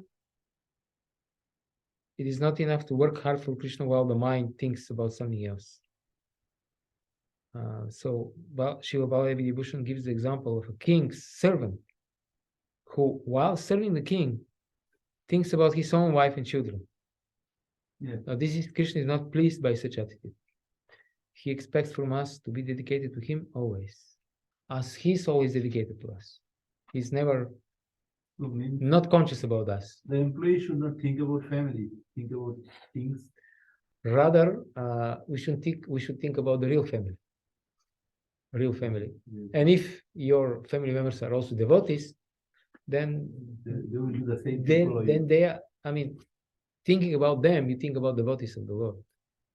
So you don't see them so much. Of course, it's always a mix, they are family members, but they're also devotees. So at one point we should think about them more as devotees, less than just they're connected to my body. This is natural, but it's not the most important thing. Okay, and Vishwanath Chakravarti Thakur summarizes chapter 9 as follows. That supreme position of pure bhakti, the topmost secret, which has the ability to judge who is qualified and who is unqualified, and by its contact purifies all persons, has been described in this chapter. So the supreme position of pure bhakti, the topmost secret, is the ultimate highest criteria who is qualified and who is not qualified, and to which degree somebody is qualified. This is the real criteria. How advanced we are in pure bhakti. And this has been described in chapter 9. Okay? That's it, huh? Yeah, we can just mention a few more things for the last verse. So this verse is very important, verse 34. Why? Because it is mentioned 2 times in Bhagavad-gita. It appears now at the end of 9th chapter, which is the most confidential knowledge, so the most important knowledge. And Krishna will repeat the same verse at the end of Bhagavad-gita as a conclusion for the whole Bhagavad-gita. Chapter 1865. Yes. Krishna and Arjuna will discuss, okay, what is the essence, the most important of all the knowledge that Krishna gave to Arjuna? And Krishna will repeat again, okay, because you're my dear friend, I'm telling you, just do these 4 things. Manmana, think about me. Bhavan Mad Bhakta, become my devotee. Mam Yaji, worship me. Mam Namaskuro, for obeisances. And if you do that, you become perfect. This is the perfection of whole human existence. So it's a very important verse, almost the same verse. It's repeated at the end of Bhagavad-gita. And then few important things Srila Prabhupada is mentioning in the last purport, which is like conclusion of the whole chapter. One is that Krishna is saying 4 times in the verse, Mam, do this for me. And then the impersonalists are saying, oh, actually it's not for Krishna, it's about the unborn, unmanifested within Krishna. So don't worship Krishna as a personality.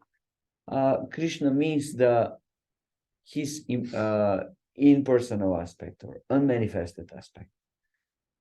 So Srila Prabhupada is sometimes speaking a little bit angry in a lectures on this verse, and he's saying, Krishna is saying, Mom, unto me, and these rascals, they are saying, not unto me.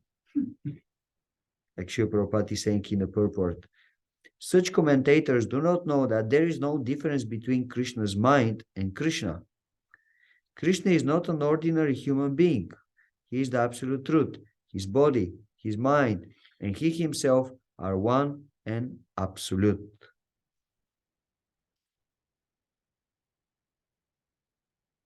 There are some who are demoniac. They also think of Krishna, but enviously, just like King Kamsa, Krishna's uncle. He was thinking of Krishna always, but he thought of Krishna as his enemy. He was always in anxiety, wondering when Krishna would come to kill him. That kind of thinking will not help. One should be thinking of Krishna in devotional love. That is bhakti. One should cultivate the knowledge of Krishna continuously. What is that favorable cultivation? It is to learn from a bona fide teacher. Krishna is the Supreme Personality of Godhead, and we have several times explained that his body is not material, but eternal, blissful knowledge. This kind of talk about Krishna will help one become a devotee. Understanding Krishna otherwise from a wrong source will prove fruitless. So also, if we think about Krishna, we should think in a positive way, with love. To want to do something nice for Krishna, not with anger, with lust, with greed, with envy. This won't help, Srila Prabhupada is saying. Okay, so more or less, this is the 9th chapter of Bhagavad-gita. So now we will make a short break. Now it's 11:50. We will take 10 minutes break, and then we will continue 12 o'clock with chapter 10. Srila Prabhupada ki, Ki Jai. Bhakta-vrinda ki, Jai. Gaura Premanande. Hari Hari. Hare Krishna. Chapter 10, the opulence of the Absolute.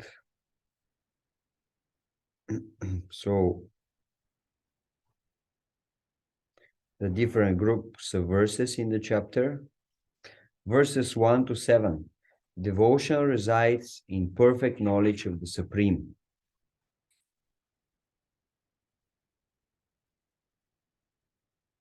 So the first 3 verses, 1 to 3, explain how one who knows Krishna as the unborn Lord and the source of all sages and demigods is undeluded and free from all sins.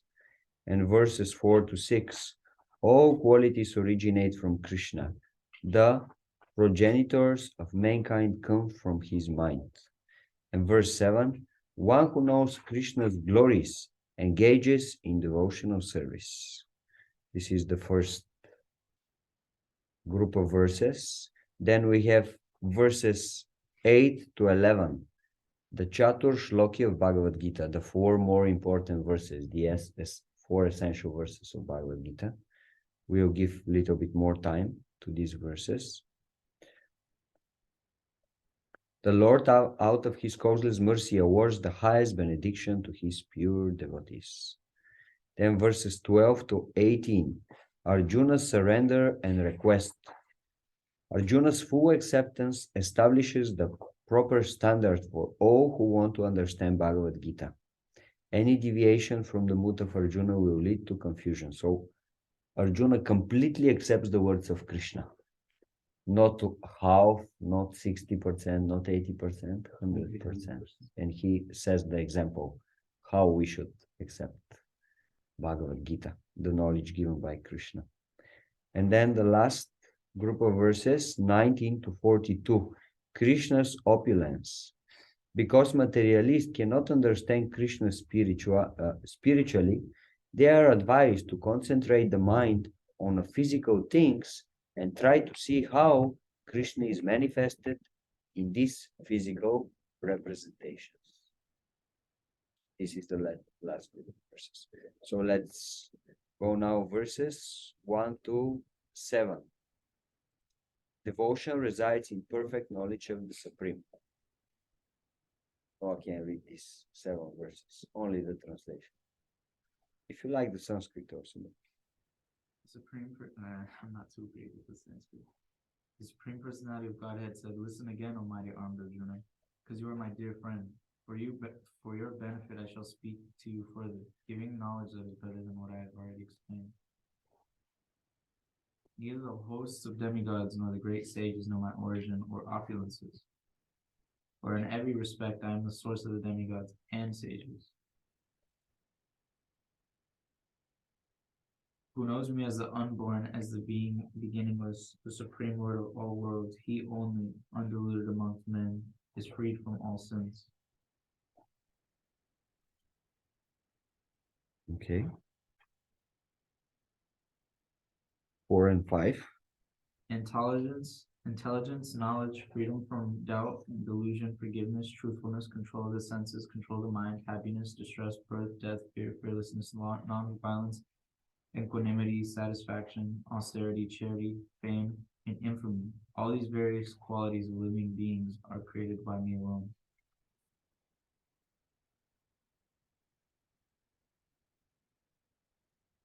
And the last 6 6 and 7. Yeah. Tap into these pages. I gotta be careful I tap because I got a bunch of stuff highlighted. The 7 great stages before them, and the 4 other great stages, and the Manus, progenitors of mankind, come from me, born from my mind, and all the living beings populated the various planets descend from them. One who is factually convinced of this opulence and mystic power of mine engages in unalloyed devotional service. Of this there is no doubt. Thank you very much. So in the beginning of the chapter, Arjuna is again, Krishna is again saying to Arjuna that he will give him again knowledge, which is better to the knowledge that he gave him until now. That is interesting because already a few times Krishna was making this statement. In the beginning of 7th chapter, he said, now I will give you very, very confidential knowledge. Then in the beginning of 9th chapter, Krishna said, now I will give you even more confidential knowledge. And now in the 10th chapter, he's saying, well, now I will give you even better knowledge than what I gave you now. Well, I thought that he already gave the essence, the most important. Then later in the 14th chapter, Krishna will say this one more time. Well, technically, this is the same knowledge, but Krishna is showing it from different perspectives. And some of those perspectives, they can open you give you opportunity to see the same knowledge in even deeper perspective. So that from such a point, you could say that, okay, this is even a better knowledge. It's the same knowledge, but Krishna is helping you to understand it in a more deeper way. That's the idea.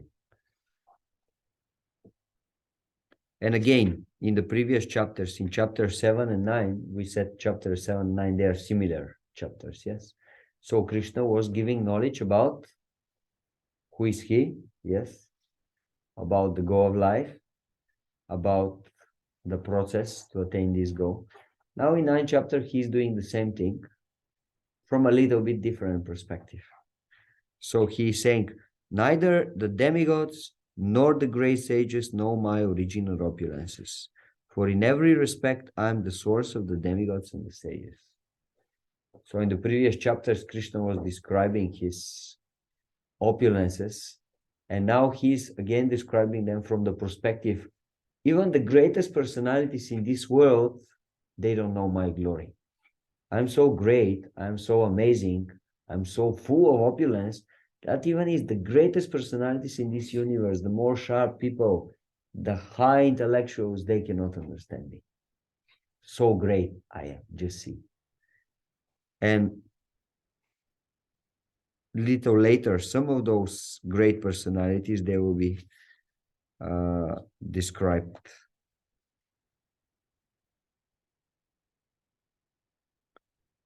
So Krishna is saying, Krishna is describing in verses 4 and 5 different qualities pertaining to the material world and material lifestyle. What is that? Intelligence, knowledge, freedom from doubt and delusion, forgiveness, truthfulness, control of the senses, control of the mind, happiness and distress, birth, death, fear, fearlessness, non-violence, equanimity, satisfaction, austerity, charity, fame, and infamy. All these various qualities of living beings are created by me alone. So Krishna is saying, just see my opulence. All these great qualities, they are created by me. And Krishna is, of course, the origin of all these qualities. And he is also a personification of all these qualities. He has all these great qualities, like he is truthful, he is self-controlled, he controls his mind, he is always forgiving, and so on and so on. It's like not only his mind, it says control of the senses. Like that power, he deserved that power. He is Like controlling the if power can to control the senses, yes? If I can control that power, I cannot be proud. I control my mind. No, Yes. this is him, Yes. actually. I That's agree. what he says. Like, your control of mind is me. Yes.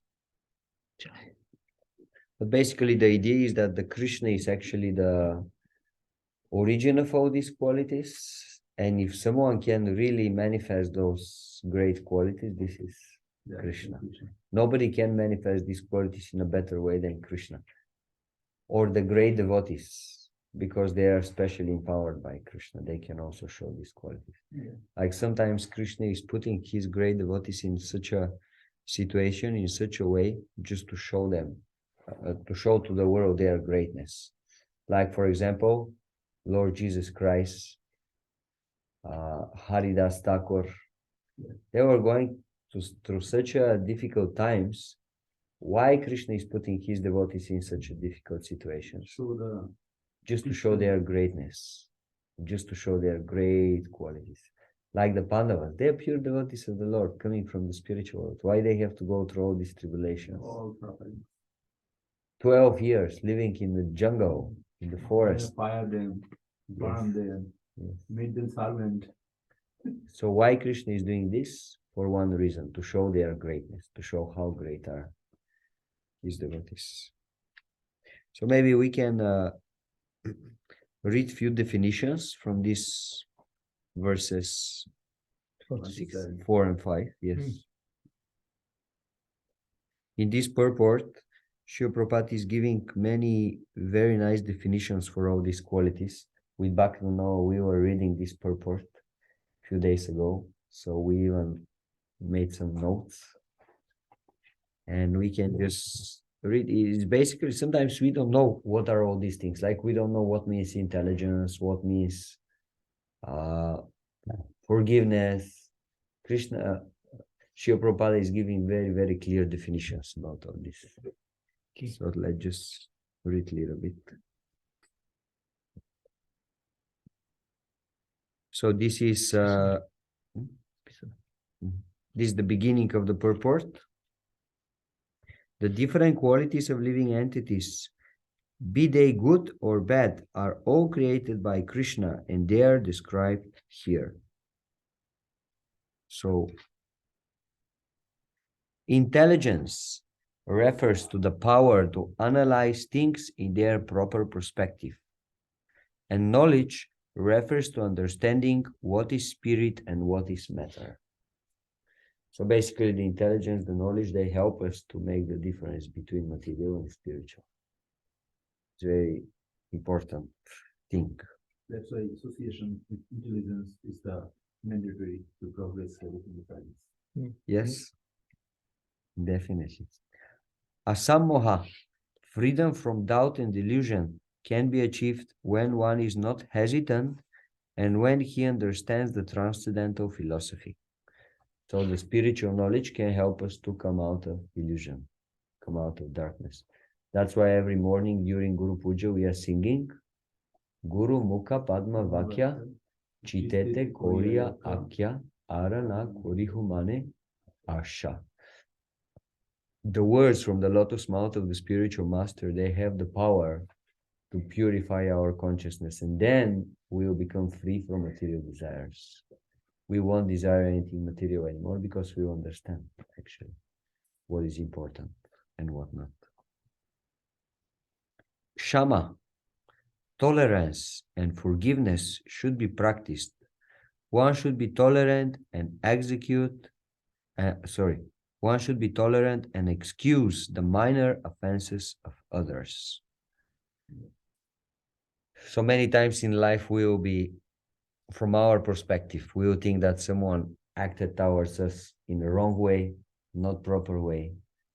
But Srila Prabhupada is saying, we should be able to forgive the minor offenses from others. Just don't bother with them. Just let it go. Don't think about it. Radheshyam Prabhu was making the point that sometimes it's easy to forgive, but it is not easy to forget. You forgive, you say, okay, I'm forgiving you. But you are thinking about it. Oh, this rascal. I remember what he did to me. One day everything will fall into place. So it's very difficult to forget. So we should be able to forgive and forget at the same time. Yes. Satyam, truthfulness means that the facts should be presented as they are for the benefit of others. Facts should not be misrepresented. So the truth is truth and should be said as it is. According to social conventions, it is said that one can speak the truth only when it is palatable to others. But that is not truthfulness. The truth should be spoken in a straightforward way so that others will understand actually what the facts are. If a man is a thief, and if people are warned that he is a thief, that is truth. Although sometimes the truth is unpalatable, one should not refrain from speaking it. Truthfulness demands that the facts be presented as they are for the benefit of others. That is the definition of truth. And perfect example for this is Srila Prabhupada himself, because many people while reading his books, they came to they got the impression that he's very heavy, he's criticizing this one and that one, and Calling people rascals. yes, only he's the right one. But no, actually, Srila Prabhupada is saying, if someone is a thief, if someone is a rascal, not so that you show your superiority, but just for the sake of people, so that they know what is wrong and what is right, you have to expose them. You have to show it. Otherwise, people will be deluded. People will be illusioned. Yeah, they would follow those rascals. Yes. So that's why the truth should be presented. But 1,000 people won't agree with this. Well, what can we do? Truth is truth. Yes. Sometimes Srila Prabhupada was saying, we want to satisfy Krishna. This is our high objective. But someone else will not be satisfied. Well, at the end of the day, you cannot satisfy everybody. But we want to satisfy Krishna. If Krishna is happy, at least half of the universe will be happy. All the demigods, they will be also happy. More. Yeah, that's More why of the half of I the had universe. one lecture to ask to bring a glass of water and a jar or something, and then he keep putting the water, even glass is full. So he keep putting the water, and water is flowing. And the person who is sitting arguing, he told, what are you doing? It's full. It's not, no space. And the Prabhupada said, that's what I said. If you want to listen to something, you have to empty. Unless, if you are Otherwise- full, how are you going to learn? You have to be empty to learn something. Yes, Wise man knows nothing. nice example. So truth should be presented as it is. Of course, it does not mean that we cannot be what is the word? Considerate, polite, Yes, because there is also the austerity Of regarding speech. speech, and one of the requirements is that the speech shouldn't disturb others, should be as much as possible presented in a pleasing. pleasing manner, as much as possible. Sometimes not so much possible, but as much as possible. But still, the truth should be presented.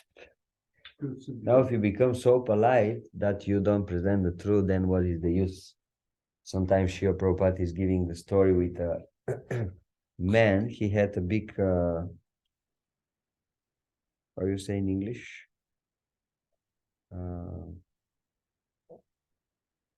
Like a big balloon of pus on his body. So it was creating lots of pain because of this infection inside, Boil. like a boil.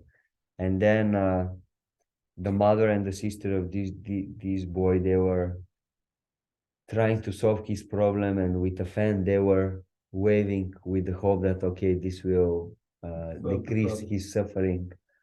And then the doctor came and saw what is the situation, and he just said, just get out from here. And he took out his Nice. sharp knife and just once he just cut it, and the boy felt little pain, but then okay, he was rescued from the difficult situation. So sometimes we, out of politeness, we may think, oh, we shouldn't say anything because people, they'll be disturbed. We don't want to disturb anybody, but they are anyway disturbed. Now, okay, maybe you can disturb them a little more, but this can be the ultimate solution for their life, or you can just leave them being With the pain. naturally disturbed continuously because that's their natural position. So sometimes even with the risk of disturbing a little bit someone, you should try to present the truth. Now, if they'll bite or not, that depends on them. But this is our duty as a representatives of Srila Prabhupada of Krishna. That's tricky because that seems to be like a recurring theme, and I've noticed it in my life. Like, let's say for instance, let's say for instance, like the situation from the tongue, since you guys were there. Like, I told him how I felt about him, the things he said, and then he didn't realize this is the whole thing, right? Now he's going around asking people, "Am I weird? Am I weird?" Like, is he- Yes, you are. like, is that something where it's like, let's say somebody says something to you and you might, maybe not, you're offended. I mean, maybe I would, I don't know. I don't even know if I was offended. I just kept my distance after that because I was like, that's not, I didn't like it. So like, do you tell the person anytime somebody says something that you don't like, and simultaneously, like, how do you know the balance of like joking? Do you not joke with others? Because, or is it just like only joke with those that you know that the bounds with? Or, I don't know. I think that's like an example of like you're treading waters. You know, you're on the line with in multiple areas, and there's just like a whole. You should know how close relationships you have with the different people. Mm, And according to the closeness, you can allow yourself dealing in a certain way. Like with those who are very, very, very close, you can be more intimate in a sense that even if sometimes you're a little bit over the border, they won't take it seriously because they know you, you know them. So they know even if you do something like that, okay, it's just occasional thing happen. It's nothing serious. You don't really think about it. Just the situation happened like that. So nothing worse will come out of it. But then if same thing happened with someone that you don't have really deep relationship, it's very much possible that your relationship will break. So we should just know how close we are with the different people and accordingly deal with them. With some people, we just have to smile and be polite and nice. You cannot do more than this because it will be the end of your relationship. What's the best way? Like, okay, let's say like with the false ego, for instance, right? Because I mean, it's way better now, but especially in the beginning, coming into bhakti, like I had real like false ego problems. When somebody I had a situation like right in the beginning where somebody like drastically like corrected me on something, which full-fledged, I said something really ignorant, and he later on like publicly corrected me. My false ego took that personally because I was like, oh, you just said this in front of everybody, and then just kind of was like, can't believe he did that. And then now it's like, oh, whatever, like I don't really care. But like in that moment when your false ego gets activated, how do you consciously correct that, where it's like, oh, this is the false ego reacting to the situation? Like, how do you use your intelligence to like to not react, even though your false ego is like in your head, like, oh my god, I can't believe he said that, da, da, da, just the chitter chatter of like or is that like a long-term like character change? Like, how do you make that transition from? It generally takes some time. Means you can try and see if you can make a change, and you can take it in a positive for you way. Okay, he's correcting me. That means I have to learn something out of it. He may not be completely right, but if he's saying it, that means he has a reason. So that means I have to learn something out of this situation. If you can take it in this way, very nice. Yeah, okay. Of So course, just find a way to learn from, yeah, regardless of. yes. Yeah, okay. But of course, the person who is correcting also, he should be mature and sensitive how to do it, when to do it, how much to do it. Yeah. Like the way how you were corrected, that's nothing, that's a joke. Before there was serious corrections, like I can tell you, one devotee, he more or less came, one of the first times he came to the temple, and he saw a nice vase with flowers, and he thought, oh, let me show appreciation to what these people are doing. So he said, oh, what a nice flowers, and he tried to smell them, and suddenly a hand just slapped him on the neck. And then the devotee said, don't smell these are Krishna's flowers. Oh, can you imagine? This happens like the second time you come to the temple. This is heavy correction. And now, okay, someone comes to you and tell you something, and he's a little bit more chippy guy, so he's telling you in a little bit more, how to say, not unrefined way. Anyway, Well, that's not bad. I mean, maybe now, hopefully my intelligence is evolved enough, but like I had this situation where I had a deep misunderstanding of something, and I had explained it to somebody, and then later on he was just like publicly like chastising me for it later. And I remember like I was like what? yeah, that's also not correct. If someone privately shares something with you, doesn't matter how wrong it is. Yeah. You can be very heavy with him if it's for his good, Yeah. but it should be also private. Yeah. Because you privately reviewed your mind, so now privately he has to deal with the situation. Yeah. You cannot like someone has faith in you, trust in you, and he comes and reviews his heart in a private talk, and next day everything is on the internet. This is wrong. This is not part of the Vaishnava culture. Yeah. So we should respect this culture of intimate relationships. If someone comes, have faith in you and comes and reveals his heart in this way, you should keep this. You should not. So if your false ego gets activated, right, which is like, I can't believe you just did that, like, oh my goodness, like, wow, that was so inappropriate. You just tolerate it and then wait till it calms down and the commotion of the false ego calms, and then you intelligently assess the situation, which is like, okay, maybe he was kind of right, whatever. The medicine didn't taste too good, but nonetheless, I still needed it. Like, is that the ultimately from the highest perspective? Yeah. Okay. But then if you cannot just go on this level, then you can share. After you feel kind of more relaxed, then you can go to the same person and say, I have faith in you, that's why I'm sharing with you. Please don't do that again. Don't. Yeah, I did that. Like, this is something confidential. I'm revealing my heart, and you're just throwing it in front of everybody. Please don't do that again. Yeah, I did. So you can address it. Yeah. You can address it, but address it also confidentially. Yeah. Now you don't do the same thing. You go also online and you ask, do you know what he did to me? Now I'm so angry, I'll punish him. Don't do that. Don't make it a social conference or something. No, I don't like that stuff. That stuff's Okay, so let's continue. We finish with Satyam. Control of the senses means that the senses should not be used for unnecessary personal enjoyment. There is no prohibition against meeting the proper needs of the senses, but unnecessary sense enjoyment is detrimental for spiritual advancement. Therefore, the senses should be restrained from unnecessary use. So we use our senses, but we should use them for spiritual advancement. Yes. Maintaining the body and the soul together and making spiritual advancement.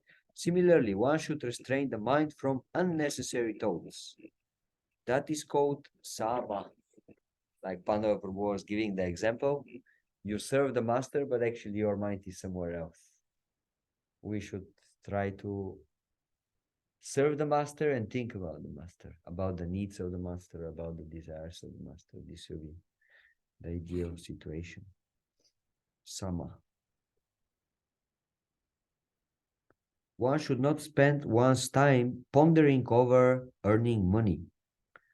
That is a misuse of the thinking process. The mind should be used to understand the prime necessity of human being, and that should be presented authoritatively. Then sukham, pleasure or happiness, should always be in that which is favorable for the cultivation of spiritual knowledge of Krishna consciousness. And similarly, that which is painful or which causes distress is that which is unfavorable for the cultivation of Krishna consciousness. Anything favorable for the development of Krishna consciousness should be accepted, and anything unfavorable should be rejected. So Srila Prabhupada here is giving the highest understanding about happiness and distress. Like, let's say we may have our happiness and distress. No, he's saying, oh, I like to drive bike. Oh, I don't like to swim, for example.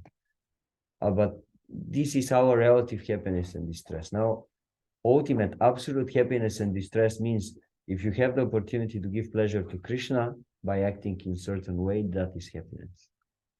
And if something by doing it won't make Krishna happy, then actually this is distress. I like to buy, no problem. I like to bike and go to the flower shop and buy some bunch of flowers for Krishna.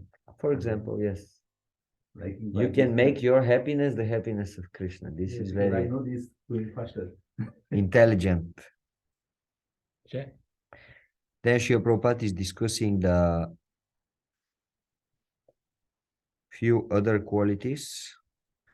Let's just summarize them. Ahimsa. Srila Prabhupada is saying that real ahimsa, non-violence, means to give Krishna consciousness to others. And if you don't give Krishna consciousness to others, then actually this is himsa, violence, because you are leaving people to suffer. It's also a very interesting definition. So Buddhist ahimsa is also part of the devotion. It's superficial. The ahimsa of the Buddhists is superficial because apparently they want to take care for others. They don't want to give distress to others, but by not giving them the real knowledge, they leave them to suffer.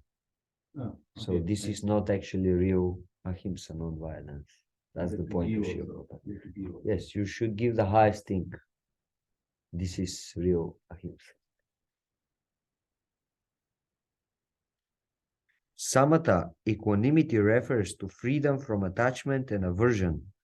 To be very much attached or to be very much detached is not the best.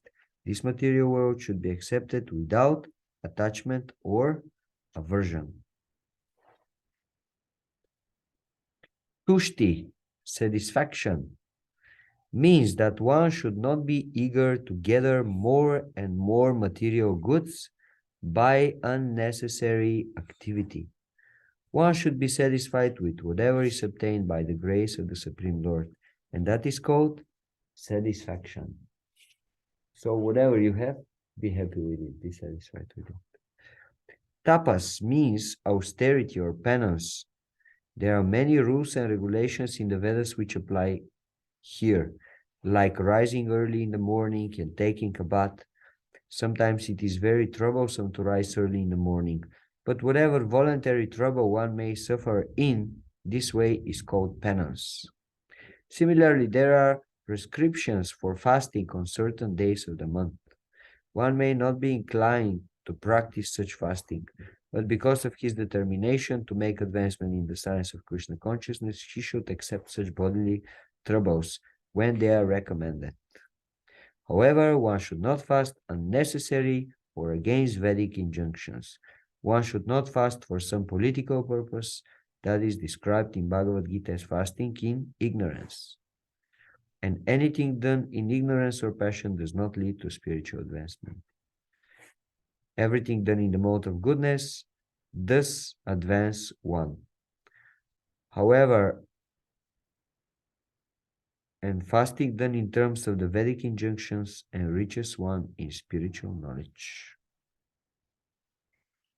And then Srila Prabhupada is speaking about the charity, and he's saying that 50% of one's earning should be given for a good cause. And what is the good cause? It is that which is conduced in terms of Krishna consciousness. So our hardly earned money, if we have extra, we should give them for propagation of Krishna consciousness, preaching of Krishna consciousness. That is the highest charity in life. And fame, Srila Prabhupada says, fame should be, the fame, according to Lord Chaitanya, is when a man becomes famous as a great devotee. That is a real fame. If one has become a great man in Krishna consciousness and it is known, then he is truly famous. One who does not have such fame is infamous. So this is, in short, nice definitions of all these qualities that Srila Prabhupada is giving us in these verses.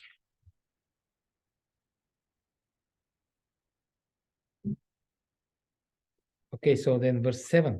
One who is factually convinced of this opulence and mystic power of mind engages in unalloyed devotional service.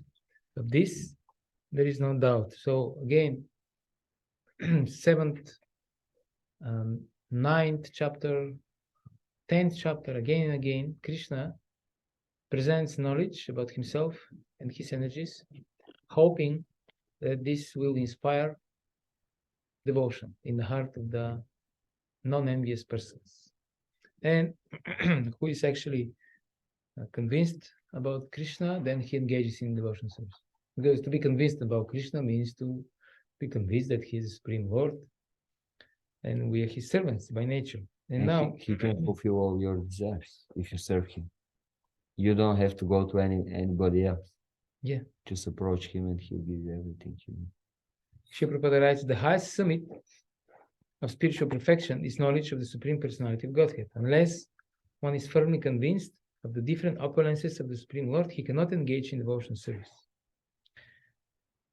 When one factually knows the opulence of the Supreme, there is no alternative but to surrender to him. No alternative. All this particular knowledge is required in order to increase one's interest in the loving devotion service of the Lord. One should not neglect to understand fully how great Krishna is, for by knowing the greatness of Krishna, one will be able to be fixed in sincere devotional service. So therefore, again and again, Krishna started this in chapter 7, then he continued in chapter 9, the same. And now in chapter 10, he does the same thing. And here, he again makes the point that perfect knowledge means devotional service. If you know, then you serve. If you don't really know, then you don't serve. Then you're just speculating. You're trying to take subtle pleasure in speculating about Brahman, what is Brahman, what is not Brahman, what is this material world, who is the Supreme, maybe I'm the Supreme, why not, sounds great, etc. So there is no perfect knowledge. Perfect knowledge means devotional service. It is like, for example, you start a job and you go to the boss of some company and you become completely convinced that he can give you a very big salary, are you going to work for him? Are you going to serve? Yeah, with big salary, I will definitely. Because you're sure he'll give you money. But now you go to some company, to some boss, and it's doubtful. You can work for him, you can serve him, but maybe he'll pay you, maybe he won't pay you. Are you going to serve? No, compose. So that's I it. want the confirmation first. If you're completely sure in the greatness of Krishna, then you'll be very enthusiastic to serve him. If you're not, then maybe you'll serve, maybe not.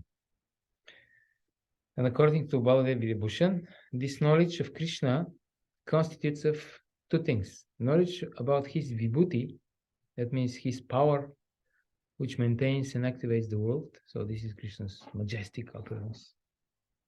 And knowledge of his yoga, that means his jewel-like auspicious qualities. So twofold knowledge Krishna gives. So in the next section, the Lord briefly mentions his vibhuti in verse 8 and elaborates on his supremely attractive qualities, such as being very merciful to his devotees in verses 10 and 11. So the next 4 verses are a summary and the essence of the whole Bhagavad-gita. So these are 4 verses. I believe they are in the memorization list verses. 2 of them. Only 2 of them. Anyway, it's good to memorize all of them. Yes. This is called Chaturshloki Bhagavad-gita. Yeah. What means Chaturshloki Bhagavad-gita? Post Lukas. Yes. The 4 most essential, most important. The whole essence of Bhagavad-gita given in only 4 verses. So let's read these 4 verses. What to what? Which 8 to 11.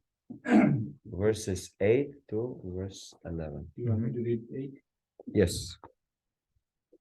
Sanskrit and English, please. Text 8.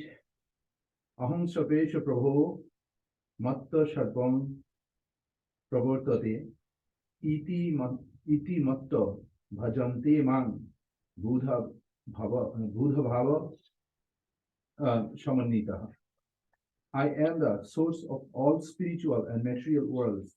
Everything emanates from me. The wise who perfectly know this engage in my devotional service and worship me with all the hearts. Purport? No. Let's first read the verses and then we go to Okay. Then 9. 9. Noah. Okay. Prana. Prana Bodhayanta Prasparam Katayantascha Mamam Nityam Tusyanti Cha Ramanti Cha. The thoughts of my pure devotees dwell in me. Their lives are fully devoted to my service. They derive great satisfaction and bliss from always enlightening one another and conversing about. Okay. 10. Tesham satata yuktanam bhajatam priti purvakam dadami buddhi yogam tam yenamam upayantite. To those who are constantly devoted to serving me with love, I give the understanding by which they can come to me. And 11, Pushpanjali Mataji. Okay, Hare Krishna. Hare Krishna. Yes. Tasam evanu kampardam aham ajana jam tamaha nasayami atma bhavasto jnana dipana basvata. To show them special mercy, I, dwelling in their hearts, destroy the shining lamp of knowledge, the darkness born of ignorance. Thank you very much. Thank you. Okay. Hare Krishna. So the Lord begins the summary of Gita by describing again his own true nature, which generates and nourishes bhakti. Krishna says that he is the material and the efficient cause. This is called upadana and nimitta karana. Upadana karana means material cause. Nimitta karana, efficient cause. The material cause is the ingredients, and the efficient cause means who put these ingredients together. Okay, there are 4 causes. Can you explain this? Yeah, for example, There are four causes for everything. These are the material cause. This is the substance, the material by which you create something. And there is the efficient cause. That means the person who put these ingredients together, combine them. And then you have the formal cause. That means the shape of the thing that you created. Why is this shape there? Why is not different shape? And then there is the ultimate cause, or what is the name of this? Final. The final cause. That means the purpose of this thing. So if you take a house, then the material cost of the house will be the bricks, the different things that are used, iron, sand, whatever is used, glass. Then the efficient cost will be what? Who is building the house? The company that you hire to build your house. This is the efficient cost. The people who brought together all these elements and they build the house. So then there is the formal cause. What is this? The shape of your house. Why did you decide that this should be this particular shape? You have something in mind. So you are the reason for this yourself. And then the final cause is the why do you need this house for? What is your purpose there? Is it like you're gonna live there with your family, or this is your office, or you want to sell it? Why are you building it? The third one is like architecture. You architect it, you plan it. So Yes. Krishna, directly or indirectly, is all these four causes. He is the material cause in a sense because Maya Dikshana Prakriti Sute Sacharacharam Hetunanena Kaunti Ajigat Viparivartite. The material energy works under his supervision. And Krishna is also the efficient cause because the demigods, Brahma, he is the creator of the universe, but he works under the protection of Krishna. And then Krishna is the formal cause because everything here resembles the spiritual world, spiritual reality. Krishna has form, or Goloka Vrindavana has certain shape. And the final cause is because Krishna is the final cause because he assigns the dharma, the inherent nature of all phenomena in this material world. Okay, so this was Krishna is the material and the efficient cause of everything. This is what he says here in this verse. I am the source of all spiritual and material worlds. Everything emanates from me. So everything that emanates from him acts because of him. Because he's the active principle behind everything. All activities depend on him and he is the controller of everything. Srila Vishwanath Chakravarti Thakur writes in his commentary, the whole world moves because of me alone, Krishna says, in the form of Paramatma. So Paramatma keeps everything together. If it is not for Paramatma, Sankarshan, who is the gravitation force. This is one of the names of Sankarshan, he attracts. Then this world will not be solid, everything will disintegrate if Krishna doesn't hold it together. So, because of me alone, in the forms of avatars like Narada, the sadhanas such as bhakti, jnana, tapas, and karma, and the goals of these sadhanas operate. Because of Krishna and his avatars, Narada, why Narada is mentioned? Because Narada is the bhakti avatar. He is the protector. Out of all the sages, he is the Narada. Yes. Krishna said once. He's the incarnation of bhakti. Yeah. And therefore Krishna is. So because of Krishna, all these processes work. Bhakti process work. The jnana process work. Action. The karma. Action. The karma process works because of Krishna. Krishna gives the result ultimately, and he makes it this way.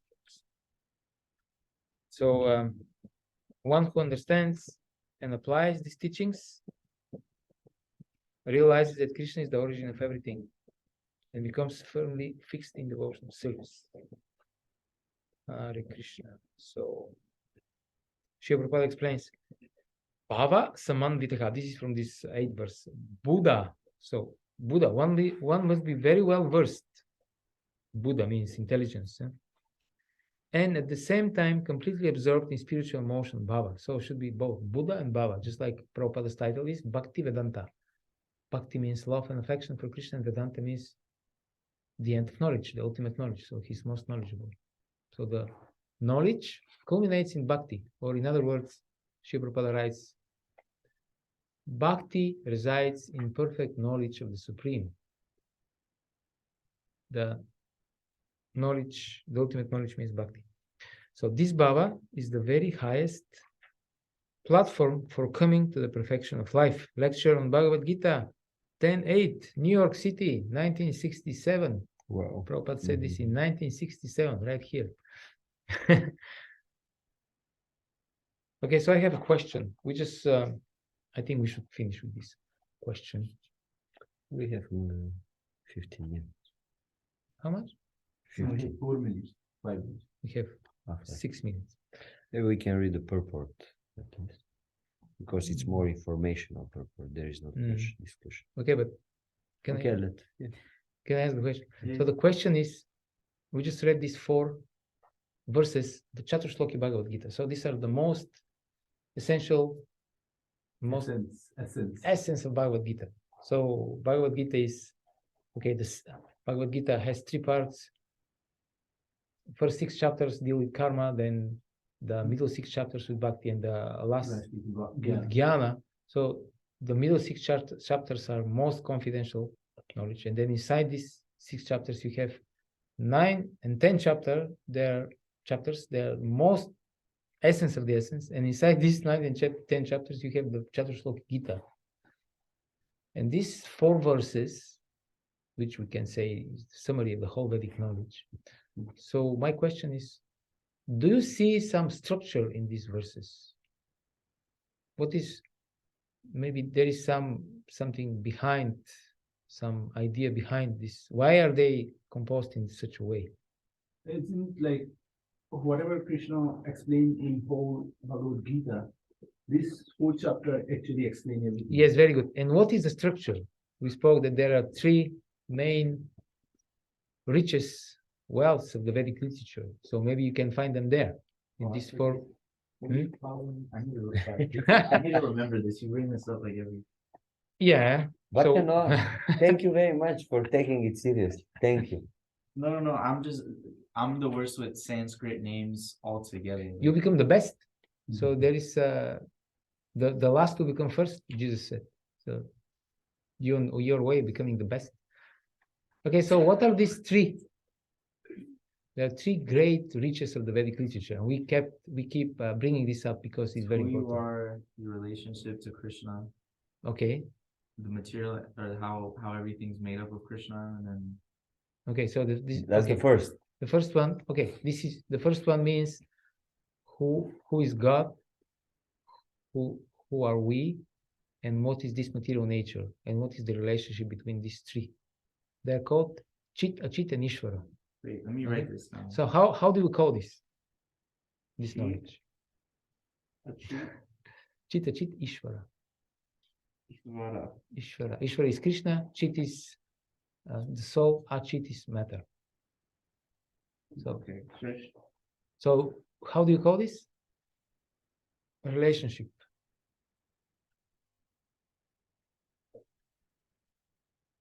In Sanskrit, this is called Mataji Pushpanjali.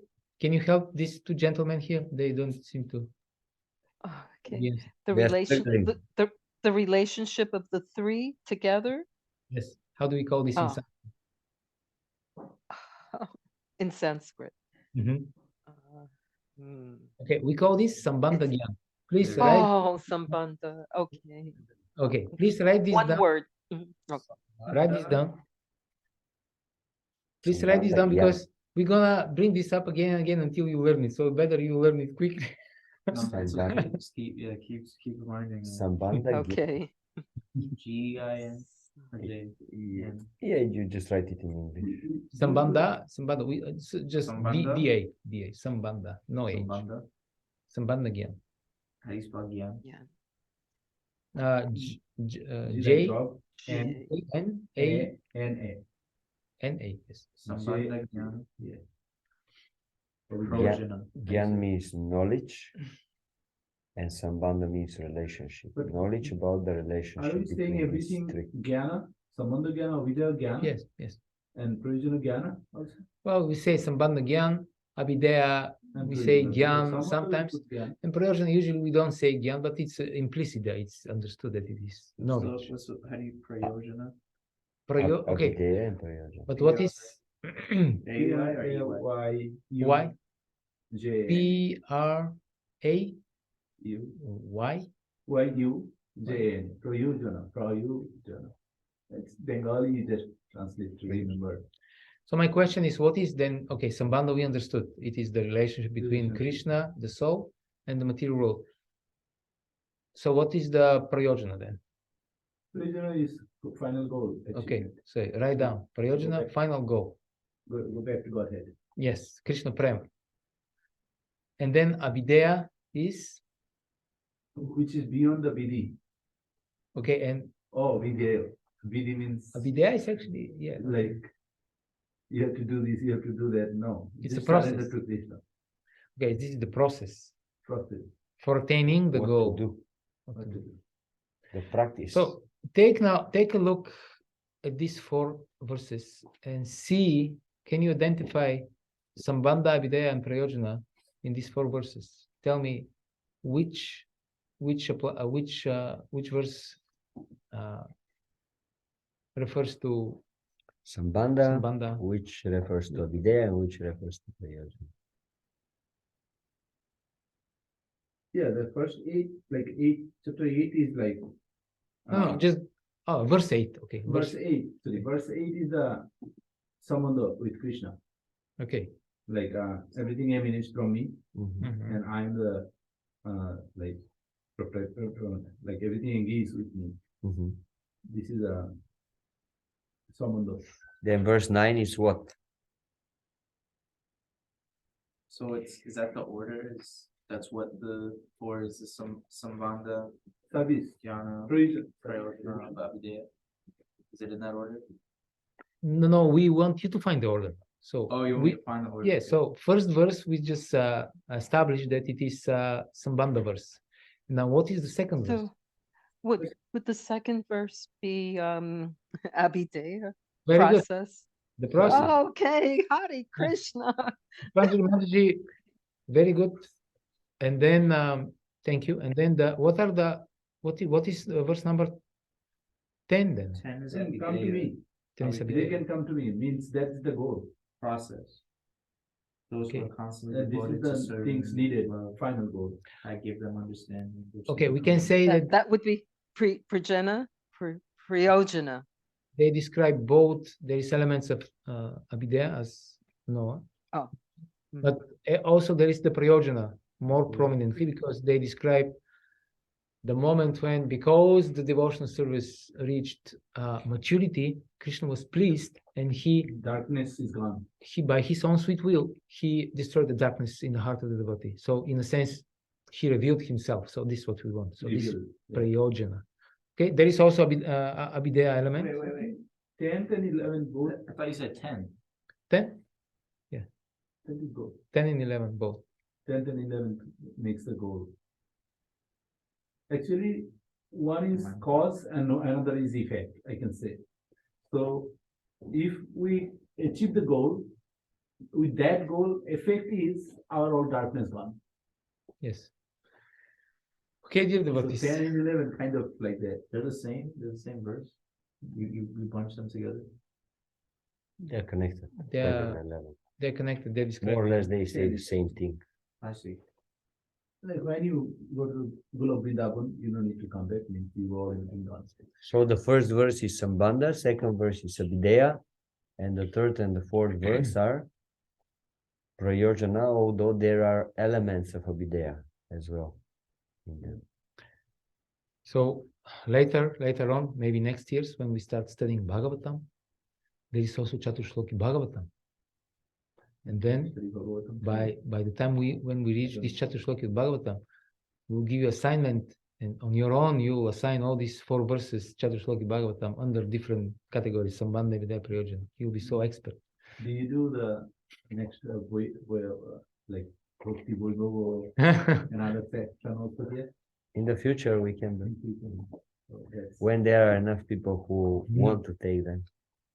we can. Okay, well, thank you very much. I think we should end up here. Yes. So for the next time, that is tomorrow, please read through chapter 10. Mhm.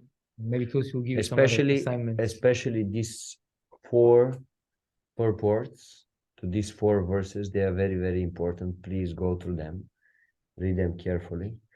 And then after that, tomorrow we will finish chapter 10, because actually after this Chaturshloki, the chapter develops very fast. Just Krishna is describing his different opulences in the different fields of material world.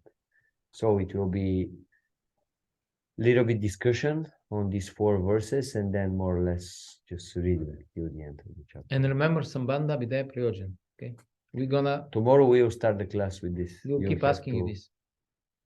Say Okay. what is Sambandha, what is Avidya, and what is Prayojan. Hare Krishna.